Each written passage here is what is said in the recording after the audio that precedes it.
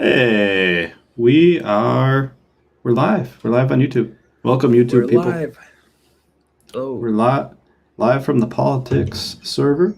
If any of you YouTube folks wanna call in, you can do that. That's the thing. You gotta click on the link though. You gotta click on the hmm link. hmm Come on in. sketchy Um, links for the win. Sketchy links. I don't know. Is it that sketchy? It's a Discord link. All right, we got a few Just give people us in your here. credit card information and you can call in too. It only costs $9.99 Yeah. plus tax. You always gotta tax it. Yeah, you don't want Uncle Sam asking questions. But what So we're yeah, go yep, for it, Pierce. what we're doing here is called Street Epistemology, and almost everybody who's in here, I know knows what Street Epistemology is. Hopefully, everybody who's watching on YouTube, hopefully you guys do too. But it's a conversational technique where you talk to your conversation partner collaboratively, meaning together, not against. We don't debate here. Debate is pretty low on the things that we like to do. Maybe David does, but I don't like doing that. We're I not like it for debating a here. different time. Yeah. Okay, fair At this enough. point, I'm trying to do collaborative stuff. And then later, it's like boxing. It's like football. It's like you agree to hit each other. You agree that it's okay to be absolutely merciless in some ways. Like I think there's a place for that, but I think if we're trying to figure out what's important to people, let's try to do it together. Let's find a collaborative way to do it. I like it. And so what we're trying to do is trying to be collaborative. We're going to try to explore what you believe, and more importantly, how you came to your conclusion, and kind of go from there. So, Mm. with that being said, anybody who wants to come up on the stage, you got to raise your hand. That's how we know you want to come up on stage. And Or then go to the we have bathroom. a little conversation. Pretty much how it goes. All right, we got Chase. We'll bring Chase up real quick. What's up, Chase? Yo, what's happening, everybody? How we do? How we do? Doing pretty good. It's a long week. We're here. All right. Well, I can talk about a claim. I guess I can make a claim for you. Yeah. What's important to you these days, Chase? Yeah. So I would say a plant-based diet is better for the environment. Hmm. Significantly. Let's do that. Plant-based diet is significantly better for the environment. And why is that important to you? Because I'm an activist for human rights and animal rights, and the environment is the home that we live on. And we're in a Hmm. climate crisis. If there wasn't a climate crisis and it didn't affect things the way it did, would it still be important? Well, I mean, that's the main reason. That's maybe the only reason that I care about the environment, aside from the like aesthetic look of it and all, but like, yeah, if we weren't in a climate crisis, it would still be a problem though, because if we weren't already in a crisis, we'd be creating a crisis with our behavior, with animal agriculture. Hmm. And even if we didn't create a crisis, it's still needless and has negative effects on wildlife, you know, biodiversity. Hmm. Are those things something we should hold great importance for? Yeah, I think that those ecosystems, the animals in those ecosystems want to live, and they maintain a balance for again the planet that we're on. That if the bees die, we die. Hmm. Hmm. Okay. Okay. Is that the only reason that that's important, or are there other reasons that biodiversity is important? I mean, those two things I think are the things, like the animals who live, those individuals who live in those environments, um, and like their well-being, and the impact that their well-being or lack thereof has on humans Okay. through economic or through ecological collapse. I hear you.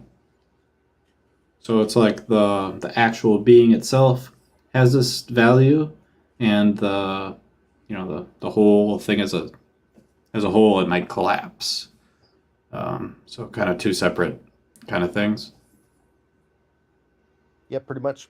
And Okay. I can like give a quick example, like I'll post in the side chat here, that this is from the University of Michigan. The Vegan Beyond Burger creates 90% less greenhouse gas emissions, uses 99% less water, 93% less land, and requires 46% less energy than a beef burger. Those are pretty big numbers. Hmm. And that's just Some one interesting study I stuff have there. out of like 150. Hmm. Okay.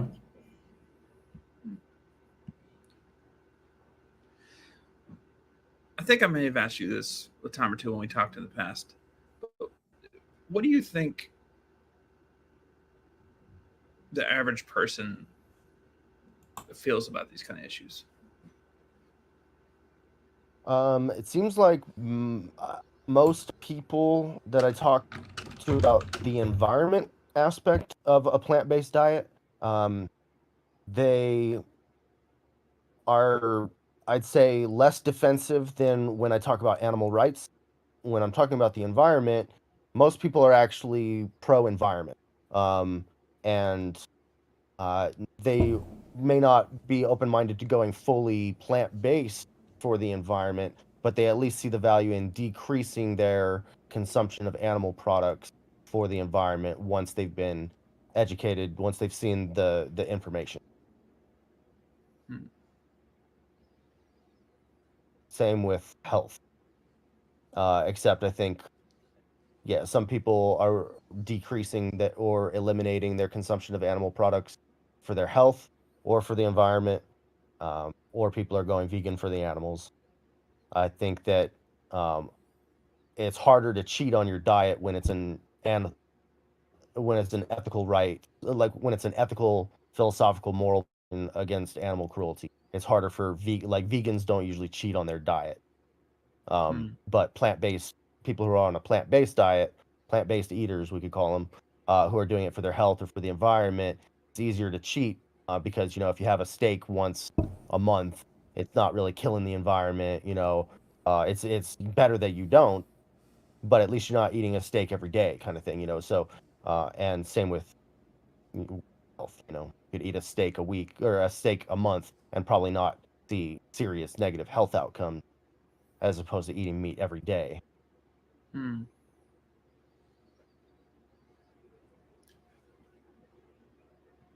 You've been, and we've had a few conversations on our show, and we've obviously talked uh, for a long time now on different servers and stuff like that. Uh, I'm just going to ask you like a kind of a side question here. I mean, why do you think?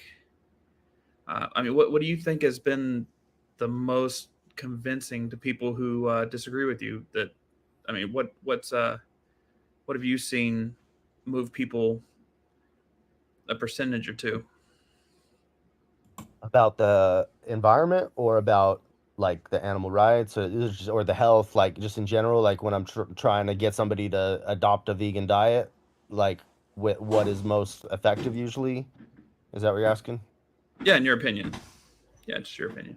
Yeah, I mean, most of my time is spent talking about animal rights, because it's so under talked about, and people need to like start thinking about that stuff and seeing the footage of slaughterhouses and whatnot. But um, uh, like I said, a lot of people get defensive and angry, unjustifiably, just like I used to make fun of vegans. But now look at me, so people can change. So I have a little bit of hope, but a lot of times people get super irrational and defensive and angry when talking about animal rights. And so But I do it anyway. That's my main thing. And sometimes I throw in the bonus aspects of it's better for the environment, it's better for your health, that kind of thing. I usually don't lead with those, but I am today, as far as the environment is concerned. And some people are, yeah, more receptive to to health and environment arguments, but I don't think that has as much. It doesn't inspire as much conviction in them as does an awakening, a moral awakening to animal rights. Hmm. I think I could see that being the case. I could see that could be more like motivating, right? Um, and I think I know why, but I'm curious as to why you think that's the case. Because I think it it doesn't ask as much, it doesn't demand as much. Like being plant-based or plant-based-ish, where you're still allowed to cheat on your diet because it's not that big of a deal. Like that is easier to accept, and for your health, it's you and your body, so you can regulate it to whatever degree you want, like but when it comes to the moral, claims about what we're doing to animals and how they did nothing wrong, and we have no right to abuse the power we hold over these weaker beings just because they're weaker than us. Like, we're exploiting them, we're abusing them. It's slavery, totally unjustified, and should be illegal as soon as possible. Like, it's totally unacceptable, and I regret having ever participated. So it's very serious. It's very serious, and we can talk about that another day, though. I want to talk about the environment, damn it. Do you feel as though if people were to be more, and if they would accept the responsibility for the environment, they'd be more likely to accept responsibility for more of an ethical treatment of animals? Yeah, I mean, it seems like some people will go plant-based or start eating more plant-based for environmental reasons, and as they're doing, or for health reasons, and as they're doing so, they'll, doing research about what to eat, where to eat, how bad it is for the environment, learn the specifics about that stuff. They might stumble across slaughterhouse videos and become a vegan for the animal. So that's nice when that happens. Um, I don't know if that was answering your question. Yeah, I think it does. Yeah. Chase, we've talked so many times. I'm actually struggling to ask questions that I don't know the answer to, if that makes sense. Yeah, I hear you. Um, Well, you can always do the standard questions of like what's the best argument against my position. I always like that question. hmm. Well, what's the best argument against your position? I This don't is want to just force random, you to ask a question, I mean, I'm just throwing that out there. That's just a random question. Random, yeah. Let's see. Of the environment, let's see. Um, well, maybe somebody could say something like, "Well, I'm already living child-free, because having kids is really bad for the environment. So having fewer children is like the best thing we can do for the environment. That doesn't mean like we need to have no kids, but having one fewer child is the best thing you can do for the environment. I think the next thing is living car free and living and not flying airplanes. Probably, yeah, it depends on how often you fly airplanes, how often you drive, but those two. And then the fourth one is eat a plant-based diet. Um, so let's see. So get me back on track. I got lost. What was your question? Or But so if somebody were to say, I'm already living child free and I already don't fly anywhere and I already bicycle wherever I go, or I work from home, so I'm not driving much. So don't expect me to do more than anything else more for the environment when I'm already doing my part. Hmm. And it's like, well, yeah, and so my response to that, I think, would be there's still more that you could do. and all that, and adopting a plant-based diet is not a hard thing to do, or eating eating less of these products, less animal products, is not a hard thing to do, and it helps immensely, and you have a voice. So I'm not just talking about what people eat, but also what they say to others, because we all have some degree of a platform with social media and with our friend groups and families that we can pass along these scientific studies and show them, hey, look at how bad animal agriculture is for the environment. I'll tell you, one of the things you mentioned there is really hits me sometimes. It's like the most people are just trying to live their life. They're just trying to get through their day. They're trying to earn their money. They're trying to pay for their things, and they're be with people they care about. And a lot of people feel struggling to do what they're doing. And I think you and I were discussing that video with Red Pill Pete, who was talking about how there's a certain, I mean, that you can do it affordably, but I think affordability is one thing, but to do something that takes extra care and time and energy, I think it's hard on a lot of people. I think it's there's a lot of causes in the world, and to pick something and commit to it is very difficult for people, because there's a lot of things you can commit to. Like you said, you can commit to focusing on emissions. You can focus on violence. You can focus on sustainable agriculture. There's a million ways you could focus. And so why do you choose veganism as the one that you focus on? Yeah, because it covers so many areas. Like, for one, like first and foremost, the victim, like, they're being slaughtered en masse and they did nothing wrong. Innocent, childlike beings. According to the United Nations, we raise, feed, and kill 70 billion land animals. 70 billion. That's 10 times the human population, right? So we got to feed those animals. And so, the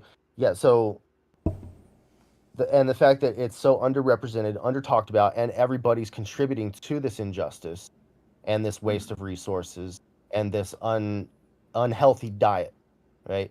And so, which is, causing harm to ourselves and our children and our communities, because we're not raising a red flag when people are eating dangerous foods, and then they get higher rates of cancer and heart disease and type 2 diabetes, which then causes financial constraints on our hospital care system and everything, right? And so if I understand that people are preoccupied and stuff, but I don't think that's an excuse for causing massive unnecessary suffering and harming our own home. And if we care about our families, then we should make sure that we protect the home they live in, this planet, and the bodies that they have, and not feed them these, dangerous foods, or at least let them know that they're eating dangerous foods and that they have another option, like rice, pasta, fruits, vegetables, seeds, nuts, beans, bread. And the more we there's a lot of this things, stuff, the more. Yeah, go ahead. One of the things that I think I tell you often is I do appreciate how passionate you are about this stuff and how much you care about living beings' lives and the people and other creatures. And I mean, it's a huge endeavor to understand all that.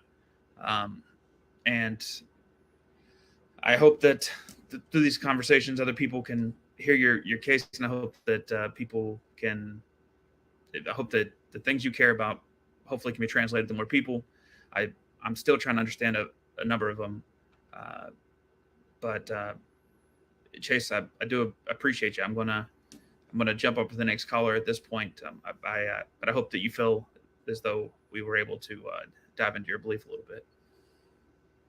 Yeah, for sure. I appreciate it. The last thing I'll just say is that there's a misconception that a vegan diet is more expensive, and it's just not true. Like, there are some vegan foods, like some of the vegan burgers or vegan milks and vegan cheeses, that are a little bit more expensive right now, but that'll change with supply and demand.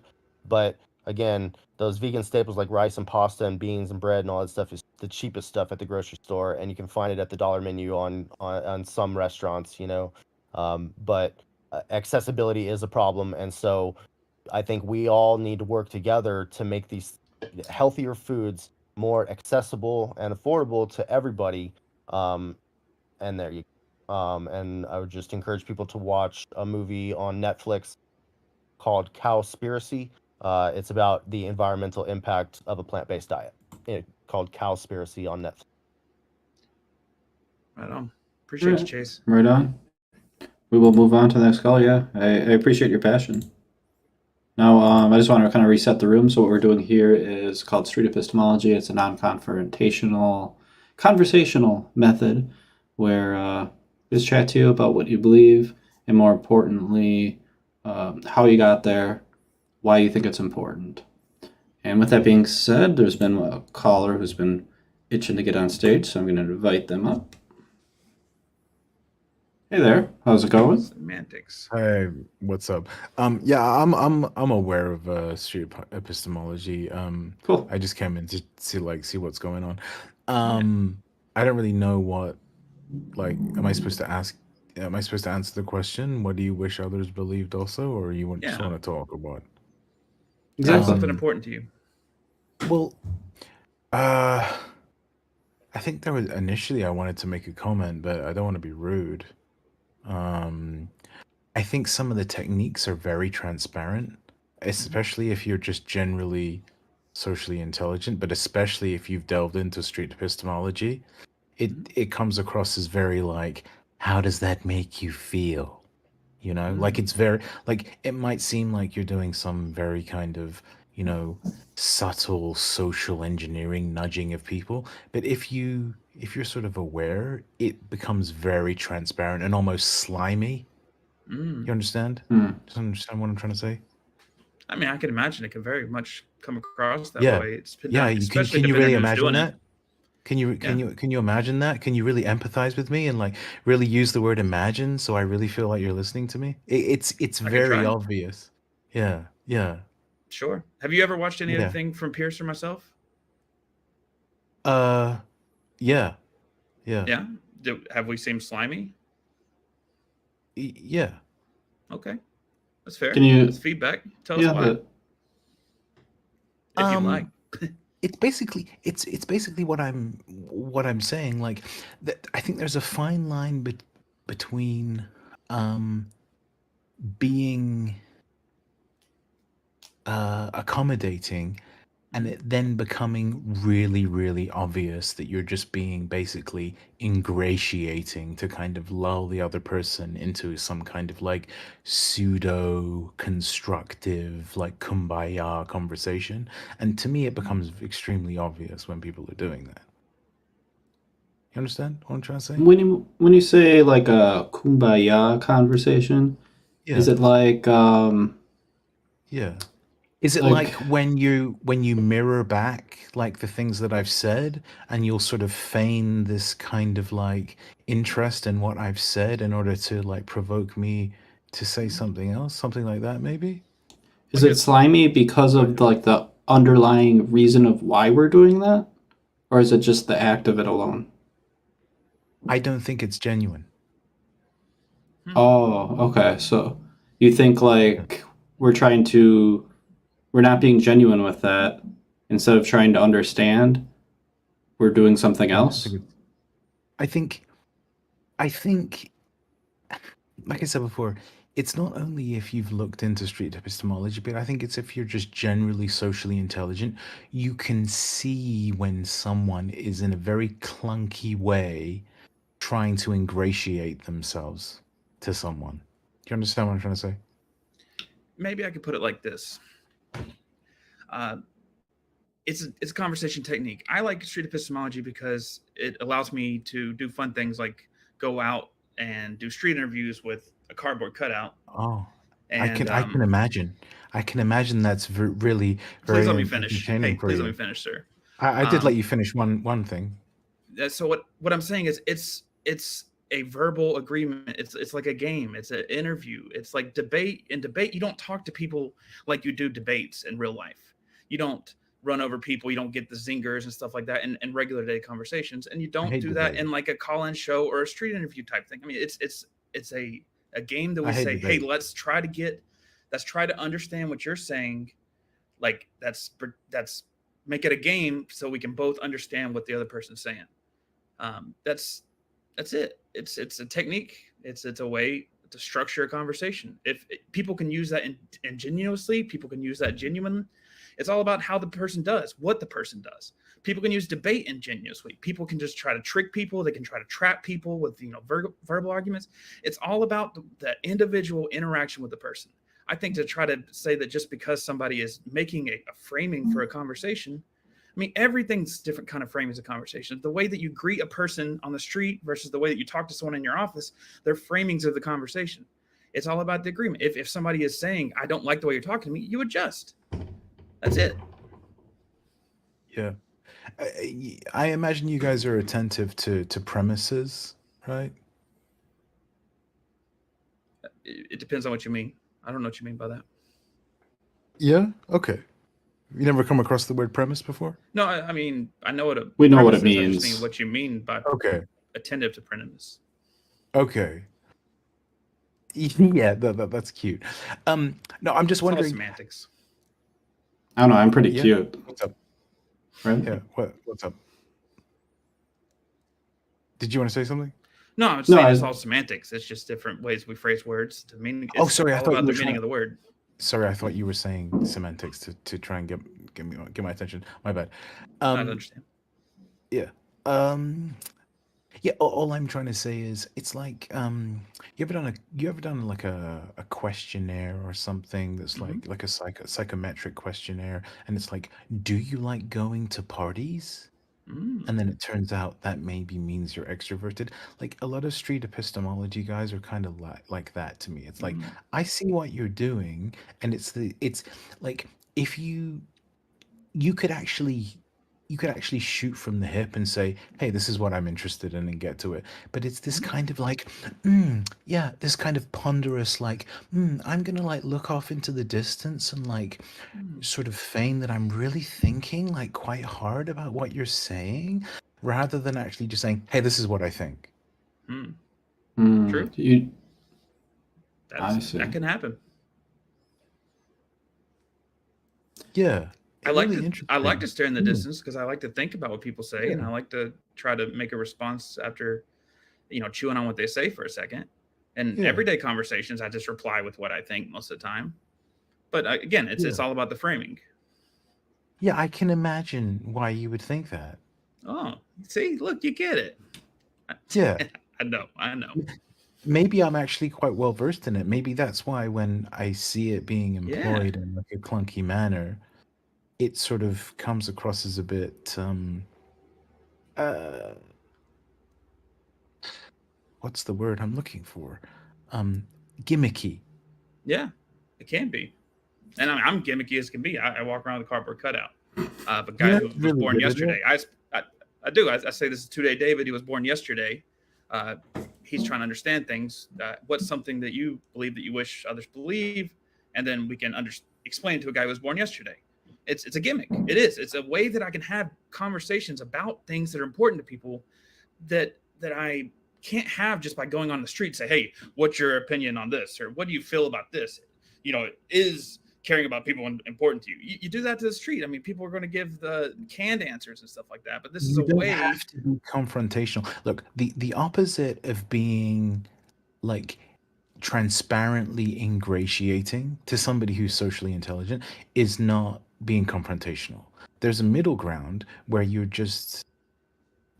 have enough facility as a conversationalist to Mhm. actually talk to someone directly, and you don't have to do this like faux like chin stroking where you're like, yes, like I really understand why you might feel that way, because to someone who's socially intelligent it comes across Tell as me very about your mother. cringe. I like touching the beard, though. It does feel It's, good. yeah, it does feel You know good. who's That's good at mostly why I it? do it. So you're like, our Lord and Savior, what's his name? Bogosian. He's good at it, right? Because he has a poker face. Mm. Most people don't have a poker face. Yeah. Send me some links on that. I'll check it out. I who's thought you would be who's friends with Bogosian? I thought It was a you joke. guys It was a were- joke. It was a joke. I'm being sarcastic. Good. Yeah. Am I I don't allowed to- particularly care for him. Am I allowed to Yeah. joke around as well? Yeah, Sure. for sure. Okay. This is, yeah, Just checking. we can joke.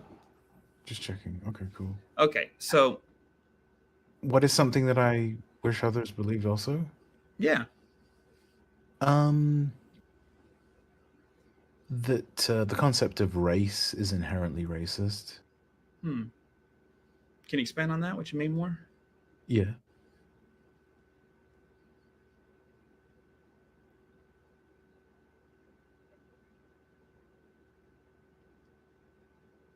What do you mean by race? That's what I meant. Oh, that's a great question. You want an operational definition of race? Oh, interesting. Um, I suppose what I'd say is I think putting people into color boxes is kind of tantamount to being reductive, i.e., racist. So I basically see the concept of race and racism as two sides of the same coin, basically. You understand what I'm trying to say? I'm completely lost. I don't. Yeah. I don't know what you're getting at. I'm My saying, apologies. okay, if let's say one way you can discriminate against people is by being reductive in the way that you categorize them. Does that make sense? Okay. I'm picking up what you're putting Okay. down. Okay. So if race is an inherently reductive concept, then race is kind of inherently reductive and therefore basically like what racism is, right? Okay. So I think what you're Yeah. is what you're Yeah, saying, no, like yeah. Ask me. place Mirror me. placing people into categories based on their characteristics, like skin color or other characteristics like that, would be racist because you're dividing people based on their race. That kind of what you're saying? Sort of. Okay. I can see why you would say it that way. It's about arguing for what you always have to argue for the utility of a particular concept based on your other values, right? Like, why am I using this taxonomy? Why am I using this concept? So the thing for me is what's the cost benefit analysis of the concept of race, right? If by race we're putting people into these color categories of the rainbow, what is that really doing for us? Okay, we can look back and say people were stupid in the past and use these like reductive concepts to put people into like one of what, 7, 8, 9, maybe 10 at a push, like categories. If you think there's only 10 types of people in the world, you might need to update your taxonomy, is what I'm saying. Right? I'm going to break form a little bit and just ask you this question. Yeah. If Am I we racist? no, if we eliminated race, the concept of race today, like when should we eliminate the concept of race? Because like Good question. like you said in the past, there's people who've used race as motivators. I understand. Yeah. Yeah. So I think we need to look both ways, right?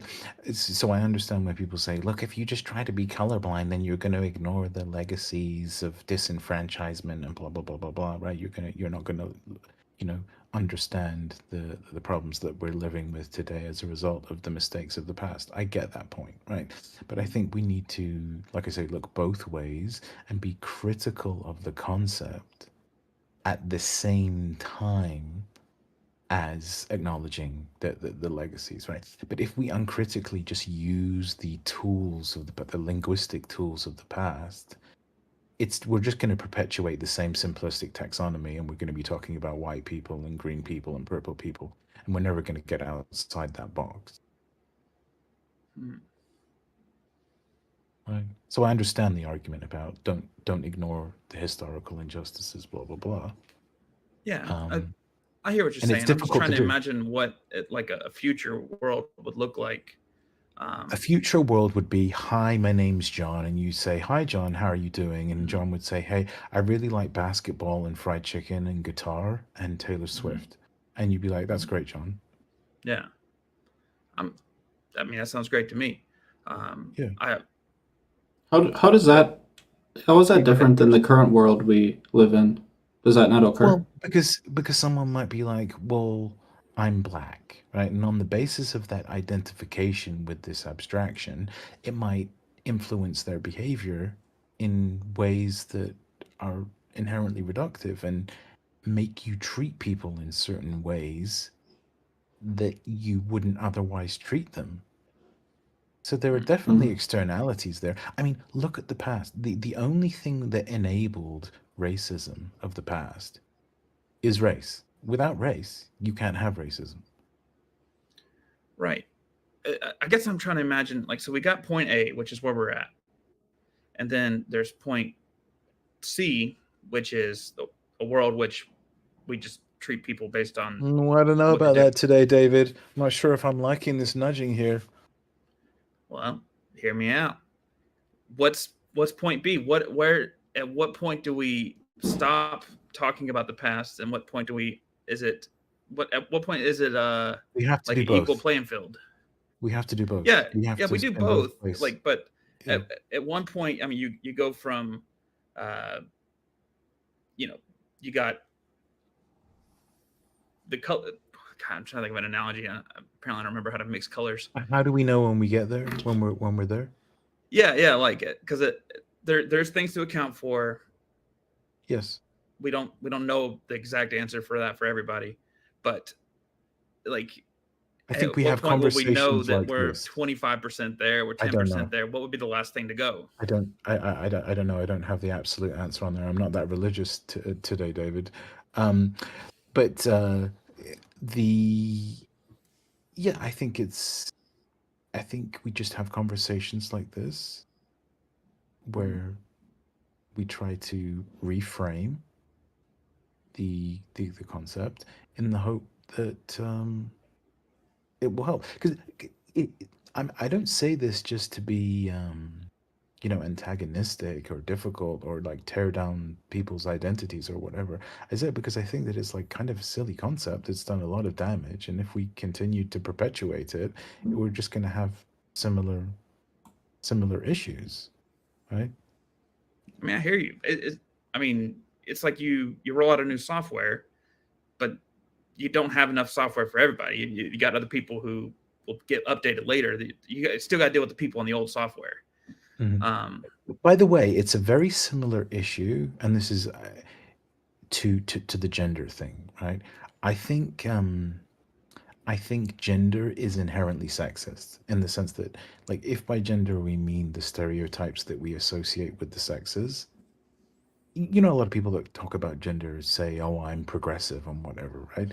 I think the maximally progressive position would not be, hey, like, if you're a male who wants to act like a female, you can be like an honorary female, and we call that like a woman or like a trans woman or something like that. Like, I think the maximally progressive position would be, if John the male wants to wear pink shoes and a dress, that's great. John the male can just wear pink shoes and a dress, and that's John the male wearing pink shoes and a dress, right? Like, the progressive answer is to become more accepting of people of a given sex doing whatever they want to do, rather than reinforcing the stereotypes, which is what gender is, right? A reinforcement of stereotypes.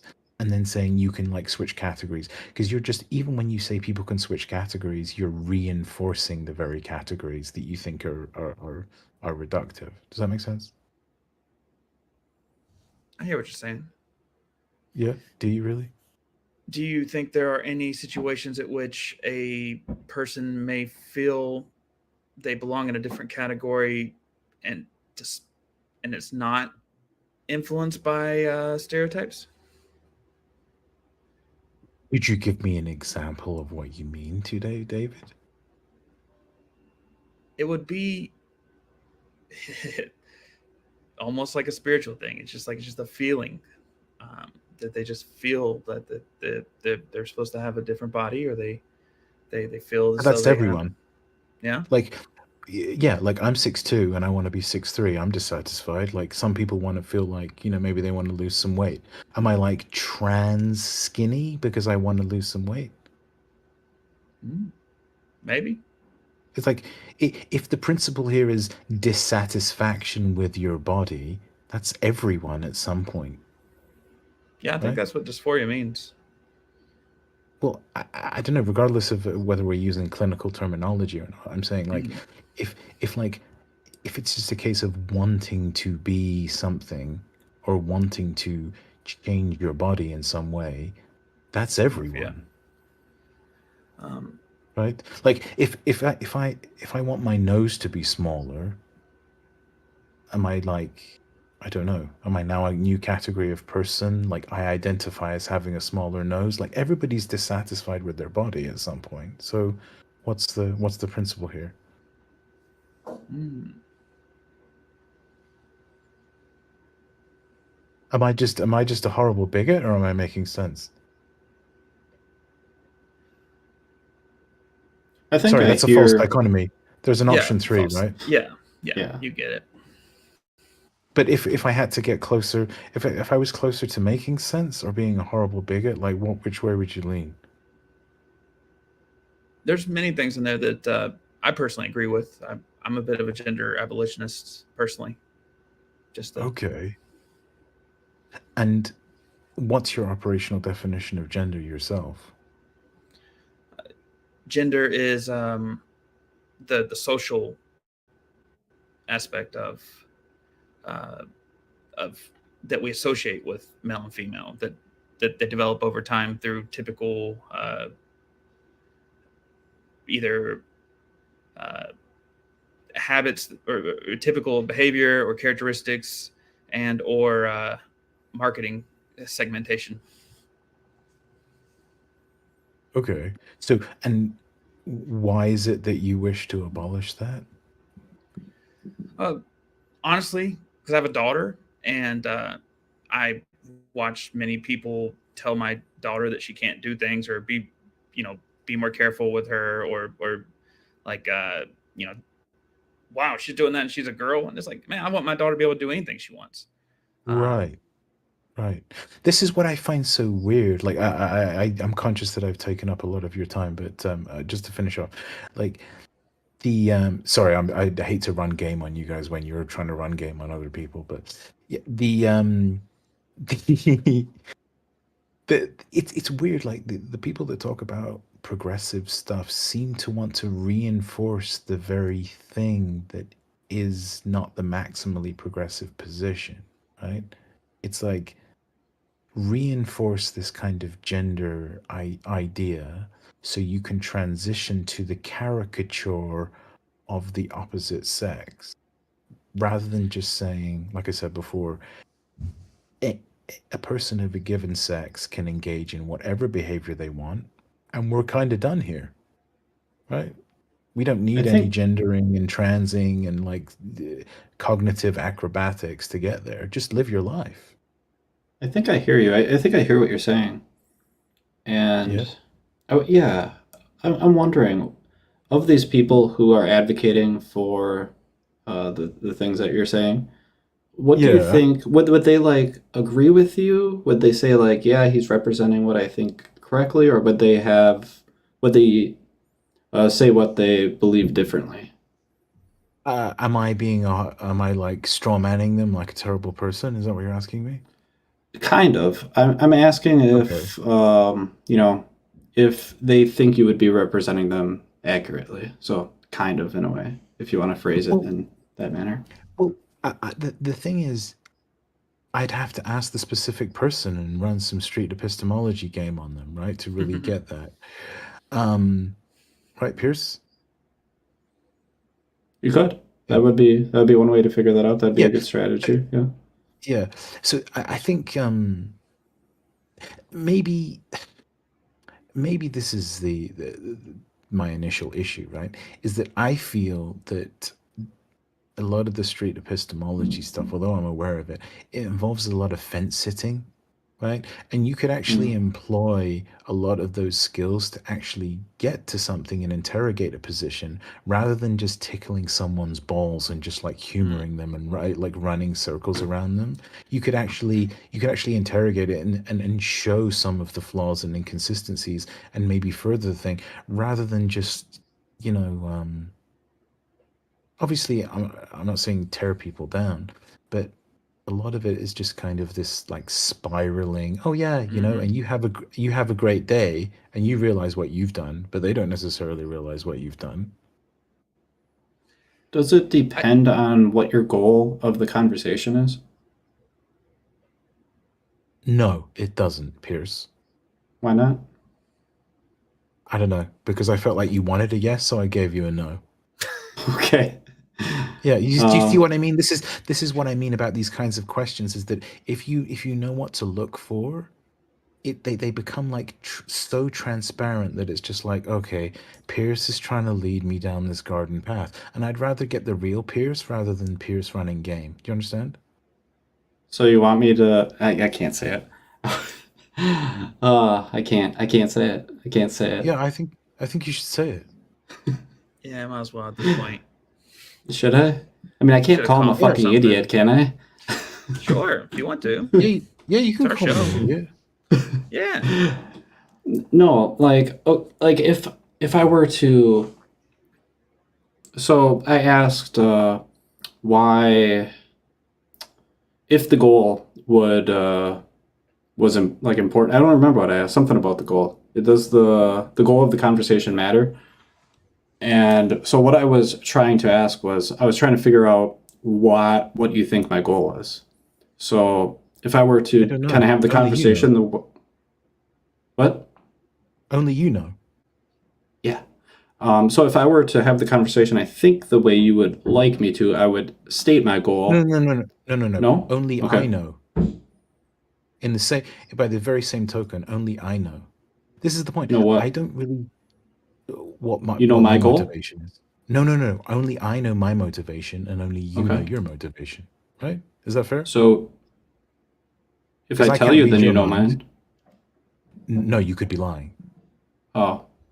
So then See? why do we even So, talk? Should we just not talk? well, We should just not well, talk to well, anybody ever. well. They could be No, lying. no. They could be Hey, Pierce, lying. you're straw manning me. Yeah. So to answer your first question, given that people can be sincerely wrong, right, and people can insincerely say something that's true, I don't focus on motivations whatsoever, right? Because if you say to someone really sincerely from the bottom of your heart that 2 + 2 = 5, does their sincerity matter? Yes. Like mathematically? It might give you an idea of why they chose 5 over 4, and then you can get to the fact of what's leading them to do that. I mean, the goal is to understand motivation and reasoning behind how we get from point A to point B, because everybody kind of does it a little different. There's a reason that we have a million different talking head debate shows and that nobody moves their position. Like there's a reason that we get heated at Yeah, Thanksgiving holiday. I mean, it's I because understand. Maybe I wasn't clear. Okay, what I'm saying is their sincerity has no bearing on whether what they're saying actually adds up or not. I'm not. There's plenty of people out there who talk about how whether stuff adds up or not. What I want to know is the math before you get to the final thing, because I think that if we get the smaller math in, if we get how we got the first two and how we got the second two, then the 4 will be self-explanatory. I understand, but I think there's a difference here between how and why, right? In the sense of motivation. So, how is like your method? How did you get there, right? What's your working out? I'm talking about the motivation, right? Like if I say I really want this to be true. Okay. But did what you just say actually make any sense or not? You see what I mean? What I'm trying to point out Yeah, is but I'm more interested in the why you want it to be true, not necessarily whether the thing's true or not. That's what I'm interested in. Because there's a million different. You could go read a million articles. You I could go see. watch a You're million trying to get debates. into people's hearts. You're like, what Yeah, is I this want to get in person's people's hearts. I want to get in face people's heads. I value? want to know why people choose what they do. I want to understand the world more. I want to understand the people I around me. see. I want to understand. So it's not so much about epistemology, it's more about psychology. Ultimately, the epistemology is a tool for me to understand psychology better. Yeah. No, I understand. I understand what you're saying. The only point that I was trying to make was that if given that people can be sincerely wrong, if I focus on what I think their motivation is, or if they're trolling, or if they're trying to be difficult, or if they're obtuse, or if they think this, or if they think that, it still has no bearing on whether what they're actually saying makes sense or not. So if I just try to evaluate what's actually being said without speculating, without trying to do this mind reading thing, I Well, that's why we actually got to ask evaluate. a million questions, because we can't mind read. We can't know their true answer. So we got to keep asking questions. We Right. spend a lot more time active listening and doing than typical people. We give people platforms to expand their ideas, and we talk about it with people, which is different than a debate. A debate is you hear one I little hate thing and debates. you jump on the person, like I'm jumping Yeah, on you I right hate now. debates.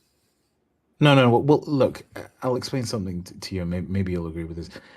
The word, obviously, we can define words in different ways, but the, the, the word debate to me suggests that you have this like fixed position and you'll just Mhm. doggedly like argue for that position. I'm not really interested in that because then you become rigid and you don't listen to what somebody's actually saying, right? I'd Mhm. much rather have a discussion. And if I speak to someone for 3 hours and then they make a really good point, I'll happily change my mind because I'm interested in like what makes sense to me and what adds up Mhm. rather than some sort of performative winning. And there seems to be a lot of performative kind of winning zero sum mentality on Discord. Oh, agreed. On Absolutely. Discord, yeah, for sure. Yeah. Yeah, So we definitely okay, agree. before I go, you wanted to call me an idiot, Pierce? Is that what's? No, I apologize for that. No. Uh, Never apologize for saying what you really think. In my view. no, I didn't. I don't really think that though. That was more of me. I mean, it was a joke, but like that was Yeah. me. That was me expressing frustration, and Okay. I really want to conduct myself in a way that doesn't get emotional like that. So that was a disappointment to myself. Was the So source of your frustration that I was seemingly not getting a particular point? Because I'd love to learn something if I could. I think the frustration was I was trying to understand kind of where you were coming from. I wanted to On which point? really. I think it was the. I don't know. This was like 5 minutes ago, and I got like a goldfish brain here. Was it Um, was it when I was saying? I think I said something along the lines of, the maximally progressive position would be just to accept people of a given sex, and it then was you way asked before me. that. I think. Oh, it was before that. Yeah, it was. What was it? I don't really remember. Um, I think you. I think you Semantics. asked me about. Yes, sir. It feels like I could talk to you for a minute. Like you bring up interesting things, things that I feel like are important to talk about. But we've had a few people waiting in line here. Can you Yeah, go sure. back in the queue and come back at the end if you want to come back on? I'm sure I could do that. Yeah. All right, I'm gonna Look, I have just want to to. hit the other people here. Yeah, no. I just like just to wrap this up. I just want to say I really, really like your passion today, David, and you too, Pierce. It's really, really great to have conversations like this with people who are obviously really interested in like getting to something and not engaging in a kind of performative one-upmanship. It's really refreshing, guys. Right mind on. if I ask you one last thing before you go back down to the audience? Well, you just did. True. Well, I'll ask one more. So, you kind of made like an observation that Today David, myself, that we kind of have this slimy um, way of doing street epistemology, or street epistemology is slimy in general. That was at the very beginning, right? I mean, Yeah. like Have you changed the your mind point on that I that? was making, the point that let me preface my answer, right? When I Okay. said that at the beginning, I'm talking more about it in general because I Okay. was into That's street fine. epistemology. Like when I came across street epistemology, like a few years back or whatever, right? I took to it pretty naturally because I felt like it was something that I was already doing in a sense, and it was just kind of maybe you guys felt that way too. it was kind of formalizing some of the things that I felt that I was doing with people naturally anyway, right? But then when I saw I other think people doing it on videos, I could see how clunky it was. It was like step one, do this, step two, do that, and it was like I I think gotcha. some people can take to it more naturally. I gotcha. Sure. Okay. So street epistemology, the clunkiness, and it sounds like maybe you were what's the right word? Triggered. Maybe frustrated or Yeah. bothered by it. Does that sound about right? No, I was super triggered, Pierce. Like Triggered. I was Okay. really, I was really going through it, man. I was going through some real psychological turmoil about the sliminess of street Gotcha. epistemology, and I was in a bad way. Thank you for What's empathizing. You're welcome. And what's if you don't mind sharing, you don't have to share if you don't want to. Is there anything that was underlying the triggeredness? Is there anything beneath that? Yeah, it's. I mean, it's. I probably have to come back and talk about my childhood trauma, etc. Right? Uh, That's actually next week. Childhood Yeah, trauma is that's next week, I think.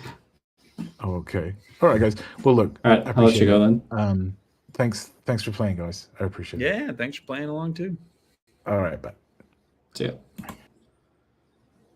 All right. Just to reset the room again a little bit. So what we're doing is street epistemology, conversational technique, where you usually don't call people idiots. That's not usually on the smorgasbord, no. But not debating either. Yeah. I think the next person who had their hand up actually was that the person from last week? I don't The remember. Camus? The no, Reverse the Camus? I believe we reverse. talked to him the other day, yeah. Yeah. Well, we will. He was next in line, so Yeah. we'll bring him up. How's it going, man? Good. How are you guys doing? Feeling nice and stretched and loose now. Nice. Yeah. Yeah. I think I Thanks really for waiting. heard you in yoga poses or whatever. It's fun. I mean, it's like to do something like this, to try to preface that we're trying to have conversations in this kind of way. I mean, I can understand there being a hesitation for people who get different impressions of it. So I get it. I'm not offended. And it's fun for me to explain because honestly, I'm an external processor. So most of the time I'm just thinking out loud. Yeah. Helps me thinking out stuff. Yeah. My experiences with street epistemology, like I found little things like that, but for the most part, I've never felt like you guys were slimy. I felt like you just are approaching the conversation from a certain way. But when you get into a situation where, like, they're presenting a claim that you don't quite believe, like you're caught in between a rock and a hard place between trying to be neutral and also having your own opinion that you can't quite say. So you're almost, the word that I used with Honest Ape was like pseudo interlocution. That's a fun word. I like that. Pierce, What's are it you trying to be mean? neutral? I don't really. Not really. Like I don't. I know, a lot of people throw that out, being neutral for street epistemology when you're doing street epistemology. I don't think that's actually necessary. And I know people are going to be like, "What are you talking about? You have to be neutral." But hear me out. Hear me out. So I'm gonna, in any given topic, I'm gonna have an opinion. Okay, that's how humans are. I'm a human. I have opinions on things. But when it comes to actually doing the street epistemology, it's not exactly like I'm staying neutral. I'm just asking questions that are open and not leading. If that means being neutral, then yes. Hell yes, I'm being neutral. But I don't think that means being neutral. Yeah, Fair. I agree. Like, I care about things. I care about people. I care about truth. I care about a lot of things. So I mean, it's not like I'm have no grounds. I mean, 2-Day David might, but I have opinions. The guy was born yesterday, the cardboard cutout I take for interviews. Sorry. Who is that back there? I can't quite see in this small thumb. Yeah, that's a cardboard cutout of a version of me that was born yesterday. Oh, It's the second day on Earth, 2-Day David. all right. Yeah, that's my whole shtick on my channel. Fair enough. So, Camu, what do you wish other people believed? Also, I wish that people believed that there was more of like a middle ground between like religious or spiritual claims and scientific claims. And like religious people would keep their noses out of religious books all the time and like open up a science book, and science nerds would open up like a religious text. So you want like some cross I don't know. You want the religious people to read about science, you want the science people to read about religion. You want everybody to learn each other's thing? Yeah. why is that important to you? Yeah. That's pretty much it. Why is that important to you? Well, I feel like there's a lot of good information in science, like, or I guess not information, I should say. It's more of a methodology to find out how things are, and you can get a lot of information from that. But like, I feel on the science side, they often discount like claims in religious books. I mean, not unjustifiably, some of them just sound ridiculous. But on the other side, I have religious people who just think that the earth was 6,000 years old. I think that they could use more investigation on the other side. What is the best way to do this investigating?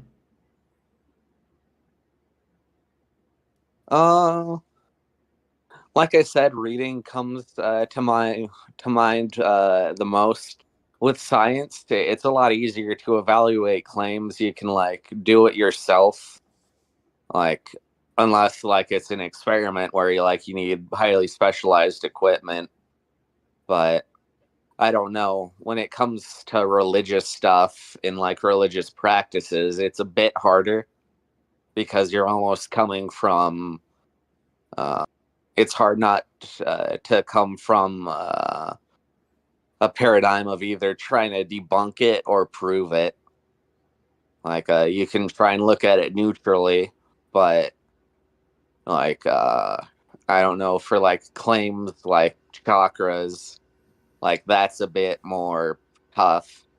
Like the way that I understand that people say that you have to believe them, like you have to literally imagine a pool of swirling energy or in certain parts of your body, and like that's pretty much confirming it.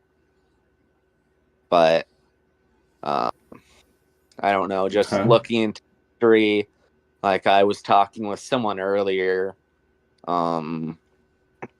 was skeptical about an article that I posted because it was from like a biblical archaeology site, but it was like about people who allegedly found Jesus's home, and they also found the alleged site of where Sodom and Gomorrah was.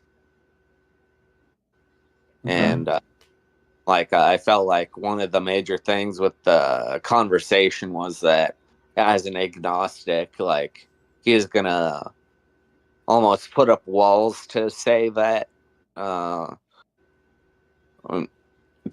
it's not quite true, or put up walls to make it seem less credible.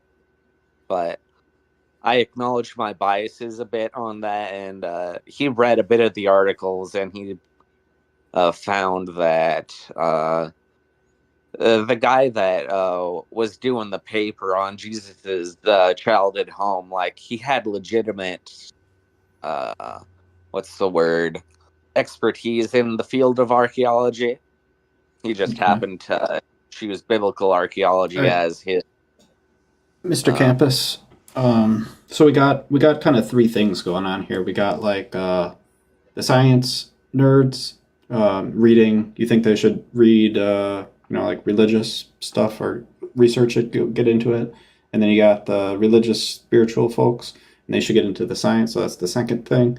And then the third thing was like you talked about this fellow you were talking to earlier, and he's like putting up a wall here. So that's like a third thing we could talk about. Let's choose one of these paths and have a nice calm walk down it, and you can choose whichever path you'd like. All right. I guess the most interesting line of questioning would be science nerds reading religious texts. Okay. Science nerds should read religious texts. Okay, cool. And you may have touched on it a little bit, but why should they do this? Like I go back and forth on the validity of a lot of these claims, but I believe if you legitimately have faith in these things, they will show themselves to be true. But like it's not going to be like a thing where you just read one thing and all of a sudden you're like, I believe in God. Like it's a process. And I think that like investigating this stuff like seriously, like it will lead you closer to this source, this power outside of ourselves that can be beneficial.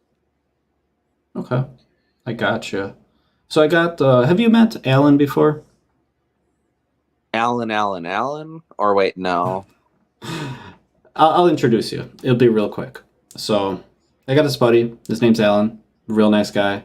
He's actually not from Earth. He happens to be an alien, and yeah, real nice guy. We go bowling on the weekends. So Nice. if he were to, he's been known to pick up a science book now and then. It's not in English, but whatever. Anyways, so if he were to read a religious text, whichever one, and like how would you said that he couldn't just pick it up and then start believing, and I think I'd agree with you on that. I think most people, if they just start picking it up and reading it, it won't just instantly come to them. What does this process look like? How does he go from picking up the text and reading it to knowing that it's true? I guess just a special revelation that comes outside of him. Like, I don't know. I'm not just like talking about like just reading the Bible. Like I'm talking about like reading the Upanishads, reading the Dhammapada. I guess there's not really any text for Zoroastrianism, but like searching through all these different religious texts or in esoteric spiritual sources to try and like either confirm or deny these claims. Okay. Okay. I hear you. I'm not sure I understand how to get from that disbelief or who knows to the this is true. This is totally true.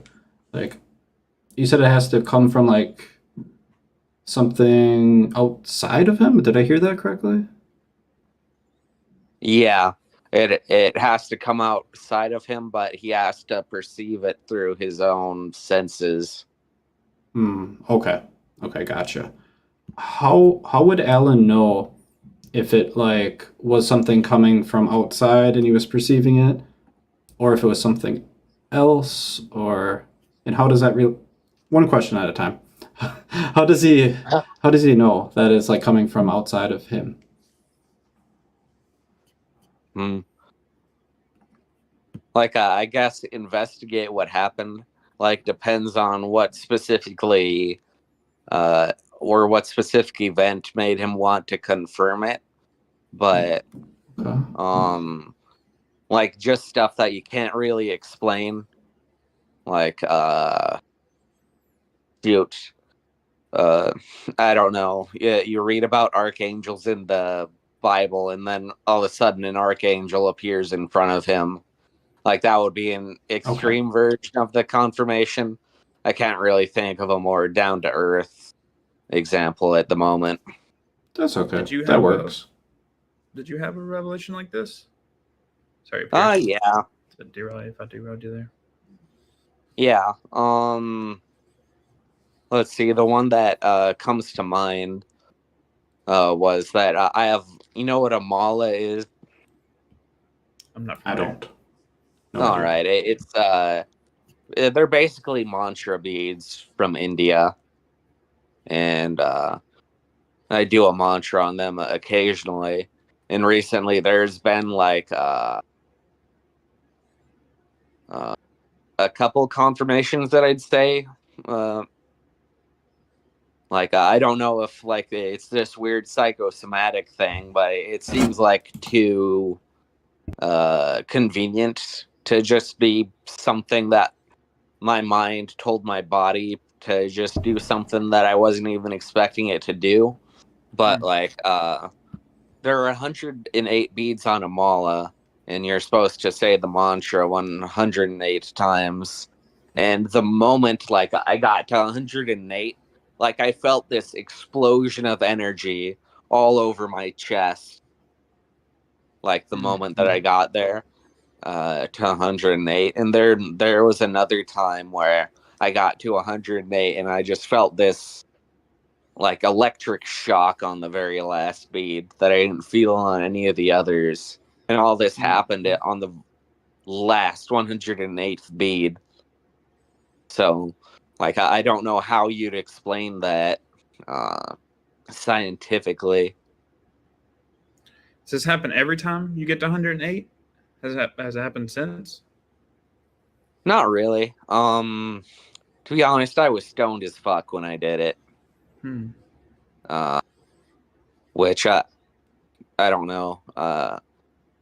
In my experience, like that opens you up to more stuff like that. Could the drugs have had some sort of effect on, that experience? Yeah.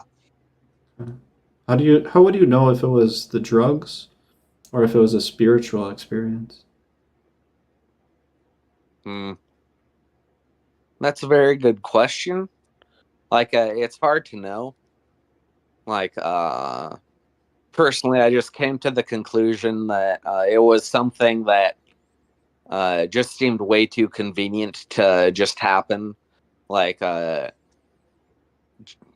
your brain can make you think some very weird stuff, but it just the very last bead when I'm completing the mantra,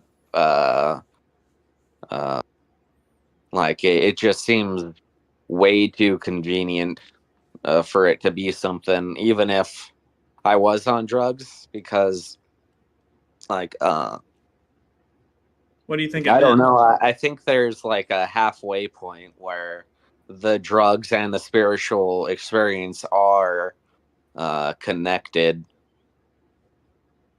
Like There's it. your science and religion connection right there. Mhm. Get a scientist to make the drugs and have spiritual experiences. You figured it out. David, I like the Yeah. question you were about to ask. What was it like? What does this experience mean? Yeah, what does this indicate? That there is like this spiritual force out there that I go even further and say that there's at least this mechanistic force that controls it outside of it, if not a deity.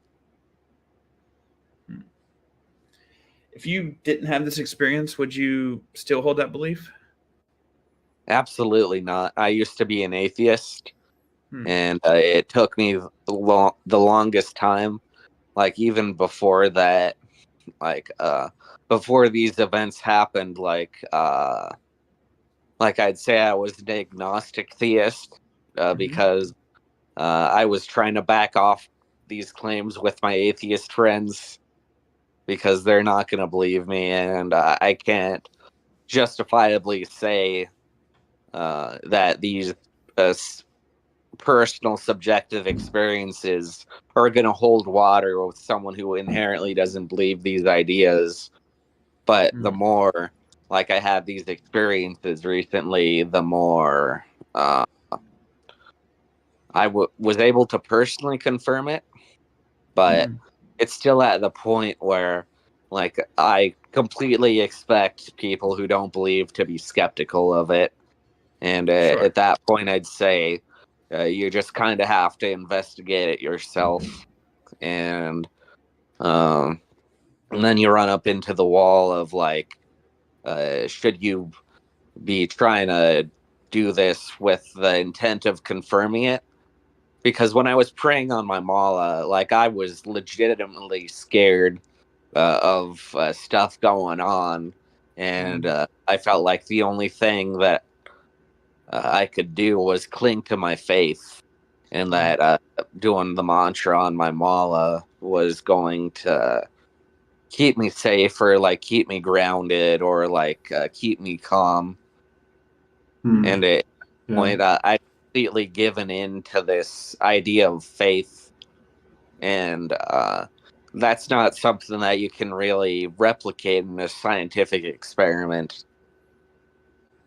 Yeah, so you had like this experience that you went through, and it sounds like it brought you some joy. Does that sound about right?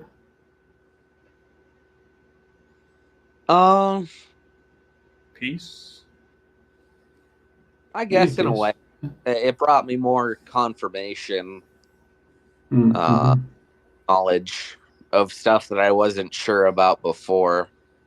But like these spiritual experiences, these religious experiences, like those don't mean that your life is gonna be happy all the time. Like it Of could mean course. that things are gonna get even harder because things Are, are gonna push back against you even harder. are you glad that you had this experience?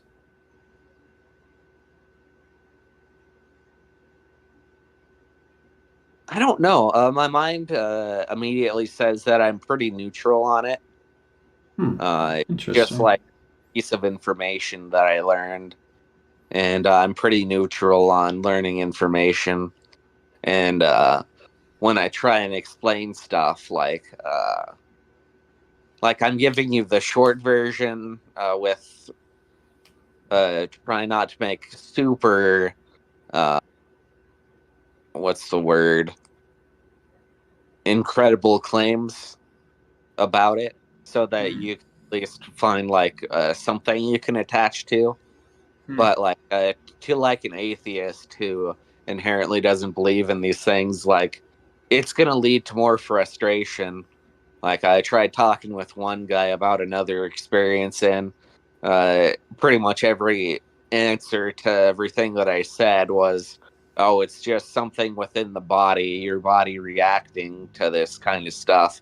There was nothing spiritual about it. It was completely explainable within a naturalistic paradigm. And I was trying to tell him, from my perspective, I don't see how, even how, with how mysteriously the brain works, like I don't see how my brain would make these physical things happen that I had no intent of happening.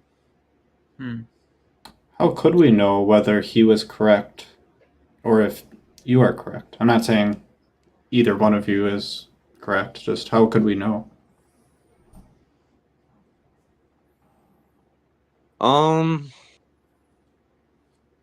Yeah, I think this is where epistemology just completely breaks down. I don't think there is a way to know, like until we shuffle off the mortal coil, and like whatever happens after that. Like I think that would be the closest time when you could get it confirmed that there are these outside forces. But then Okay. you're reincarnated or whatever. Or I guess that's another incredible claim. But yeah, I believe when that happens, like you immediately forgot everything that you learned and got confirmed. So um, If we don't know, if we can't really figure out who's correct, whether you or this other fellow is correct, should both of you guys, and maybe me and maybe David, should we just kind of be like, well, we don't know which one is true, and kind of hold that position? yeah, that's fine. I can't stop you from doing that.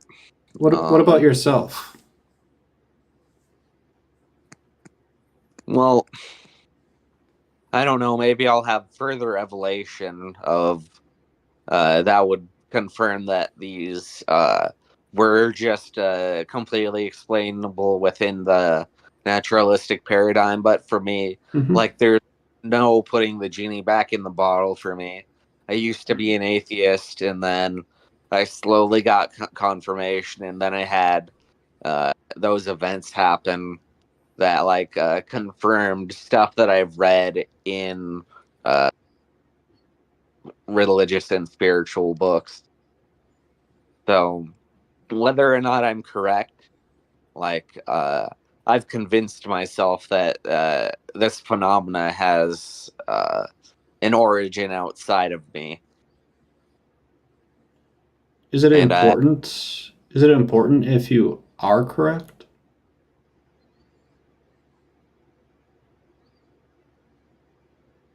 I don't really know.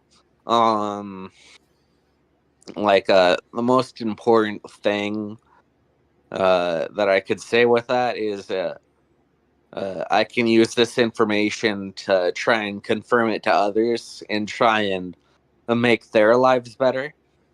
But for a lot of cases, like a lot of atheists that I would talk to, they'd be like, "Oh, my life is fine just as it is. I don't need this spiritual force or this deity like controlling my life." And like introducing it to them, it could actually uh, cause them to lose track of reality because like if this is real and they don't believe it and I show that it's real, like one of the things that or one of the side effects of these spiritual experiences that I've heard is a type of psychosis. So it can be dangerous to the uninitiated to even learn about this, or I guess not learn, have it confirmed. So like I don't know if it would be a good or a bad thing, but I'd like to think that it's a good thing to know that you have this spiritual force or this deity on your side that you can use to make your life better. And it's a good thing to try and spread that. But like I said, messing with those forces, from what I've read, can be dangerous. It can make you confused. It can make you disoriented. Let me ask you that. Would you rather someone embrace these kind of spiritual practices and exercises, and maybe they have some experiences, but they don't believe that it an outside power, but it still feels meaningful to them, or reserve all judgment just until they know for sure?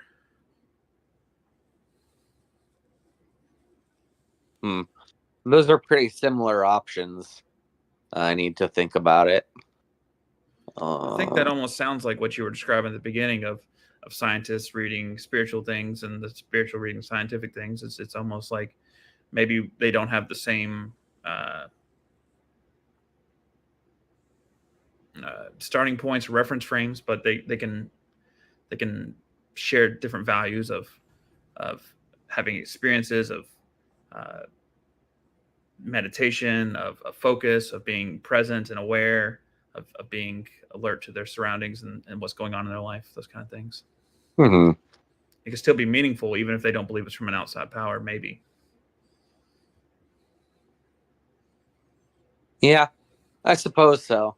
Right now, my mind's thinking that without like grounding it in that supernatural idea, it seems almost like it wouldn't matter to them as much if they didn't believe it.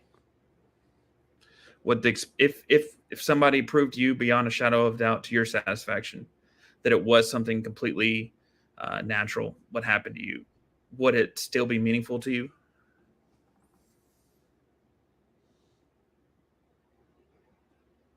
Not as meaningful, I guess, but yeah. Yeah. Maybe I can help that thing that you're wishing more people believe. Maybe that's a middle ground people can meet on. Mm-hmm. Well, cool. Cameron, that's an interesting conversation, and I hope we get to chat again in the future. I'm gonna try to queue up the next person here. Any questions for you, Roll? Not that I can think of. Thanks for having me on. Absolutely. Thanks for sharing your experience and your thoughts, and come on back. Yeah. Thank you. Absolutely. Right. Have a good night. You too. All right, we will bring up Jess. Howdy, howdy. Can y'all hear me? Hey, Jess. Yeah, can hear you. Okay, Rabbit perfect. clown. Awesome. All right, so what's it called? Gosh, my brain not working super well right now. Oh yeah, are y'all familiar with healthygamer.gg? Yeah, the doc. That I love listening to him talk to people. Ooh. Yeah, for sure. I guess like the conversation earlier with semantics reminded me a lot of it's of course like a different flavor, right? Yeah. But it reminded me a lot of his conversation with Sneeko. Yeah. Yeah, and Now that you mentioned was it, yeah. Yeah, it's just super funny because like with these kinds of conversations, there's like a mutual sort of contract of trust, right? And that was obviously not entirely there. It's pretty Yeah. funny. Oh yeah. I kind of enjoy it, honestly. Like Yeah, for sure. That's what he feels is what he cares about. And Yeah. well, it's what he cares enough to troll about it. So it's, to me, it's like a puzzle. It's like it's another aspect of human interaction that I just like to figure out. Absolutely, yeah. You're a better man than me. Yeah, but I guess like what's it called? I wanted to talk about street epistemology in general, but I think just for the sake of time, I'm going to try and answer the question of what do you wish others believe also. So I guess what I would do with that is just say that like there's a specific flavor or combination, right, of kindness and assertiveness that just generally makes the world a better place. And generally any sort of malice, anger, and stuff like that is pretty like unprocessed emotions generally are pretty misplaced. I guess this is like a pretty undeveloped thesis, just to say the least. But I just generally think that what's it called? That being like a patient person and being kind to people and giving people the benefit of the doubt, unless they give you a reason not to, is generally a good thing. Yeah, but honestly, this is like I'm worried I'm like saying like a cliche or something. I have no idea what I'm saying, to be honest. I get it. It could be a cliche. I think I agree with you. But I think we can still, even though I agree with you, let's go down this path together. Let's yeah, sure. Let's figure it out. Also, I don't know if I agree with you. All All right, we got three people. We got two that agree, one that is unsure. Okay. So Jess, we got this like being a patient person, being kind is generally good, I think you were saying. And Yeah. walk me down this path. How did you arrive at this conclusion? Unfortunately, it's through a lot of anecdotal stuff. It's like very heavily anecdotal and theoretical versus like empirical. But I've sort of gotten to a position where I've sort of, I really hate Kant, like as a philosopher for a lot of different stuff. But a few things that I sometimes exercise is the idea that if everybody acted in a certain way, right, at least for certain stuff, right, like the whole world would be a better place. And so as consequence, that influences some of the actions I take because I sort of think, if anybody takes inspiration from what I do, right, they're going to act better themselves, possibly, and transfer that onto somebody else.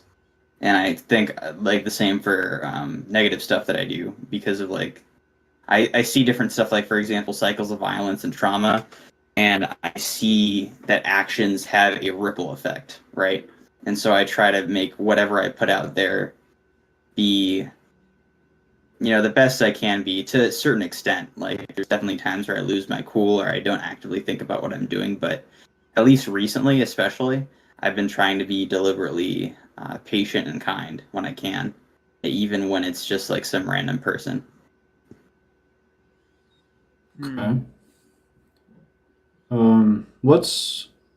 So we have like this, people can draw like this inspiration and to do kind of mimic what you're doing or do these other good things. What's underlying these good things? Why is it important to do good things? I mean, this is I guess this is getting into my sort of whole ethical framework, which is complex but very simple simultaneously. So I'm kind of a moral anti-realist, I think. I think that's what it means. I'm using the correct terminology, but basically for morals, I'm like, this is moral because I said so, and there's nothing else that I can basically say, right? There's nothing written in the stars that says that killing is good or killing is bad. And even the word killing, like what it means is like dependent on culture to culture, person to person. This is just like me vaguely trying to describe my own value judgments, right, in my own head. Okay, let's break it down a little further. So you have the example of killing. Okay. Yeah. And if you were to observe a killing or hear about it or something along those lines, Yeah. what would you feel? I don't know. It really depends because like most of the time when I see stuff like, when I see people die at the hands of another person, I see a lot of negative consequences and just people get angry and it's like people use it as like excuses for martyrdom and stuff like that. But then there's one outlier that I've seen, which is the what me and my friends called the doohickey incident with Shinzo Abe. And what happened with that thing is after Shinzo Abe was killed, there was a substantial shift by the Japanese government to reduce the power by the Moonies, which is a cult group. And they previously had a lot of negative consequences that I would argue, at least negative consequences on the system, right?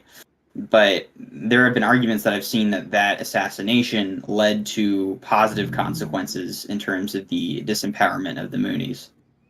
But I don't really know whether that's like a consistent thing that people could do where I'm like, oh, like if only we had doohickeys in the right place, so this would like solve all our problems. But I just generally think that like taking someone's life is a thing that should be avoided at all costs.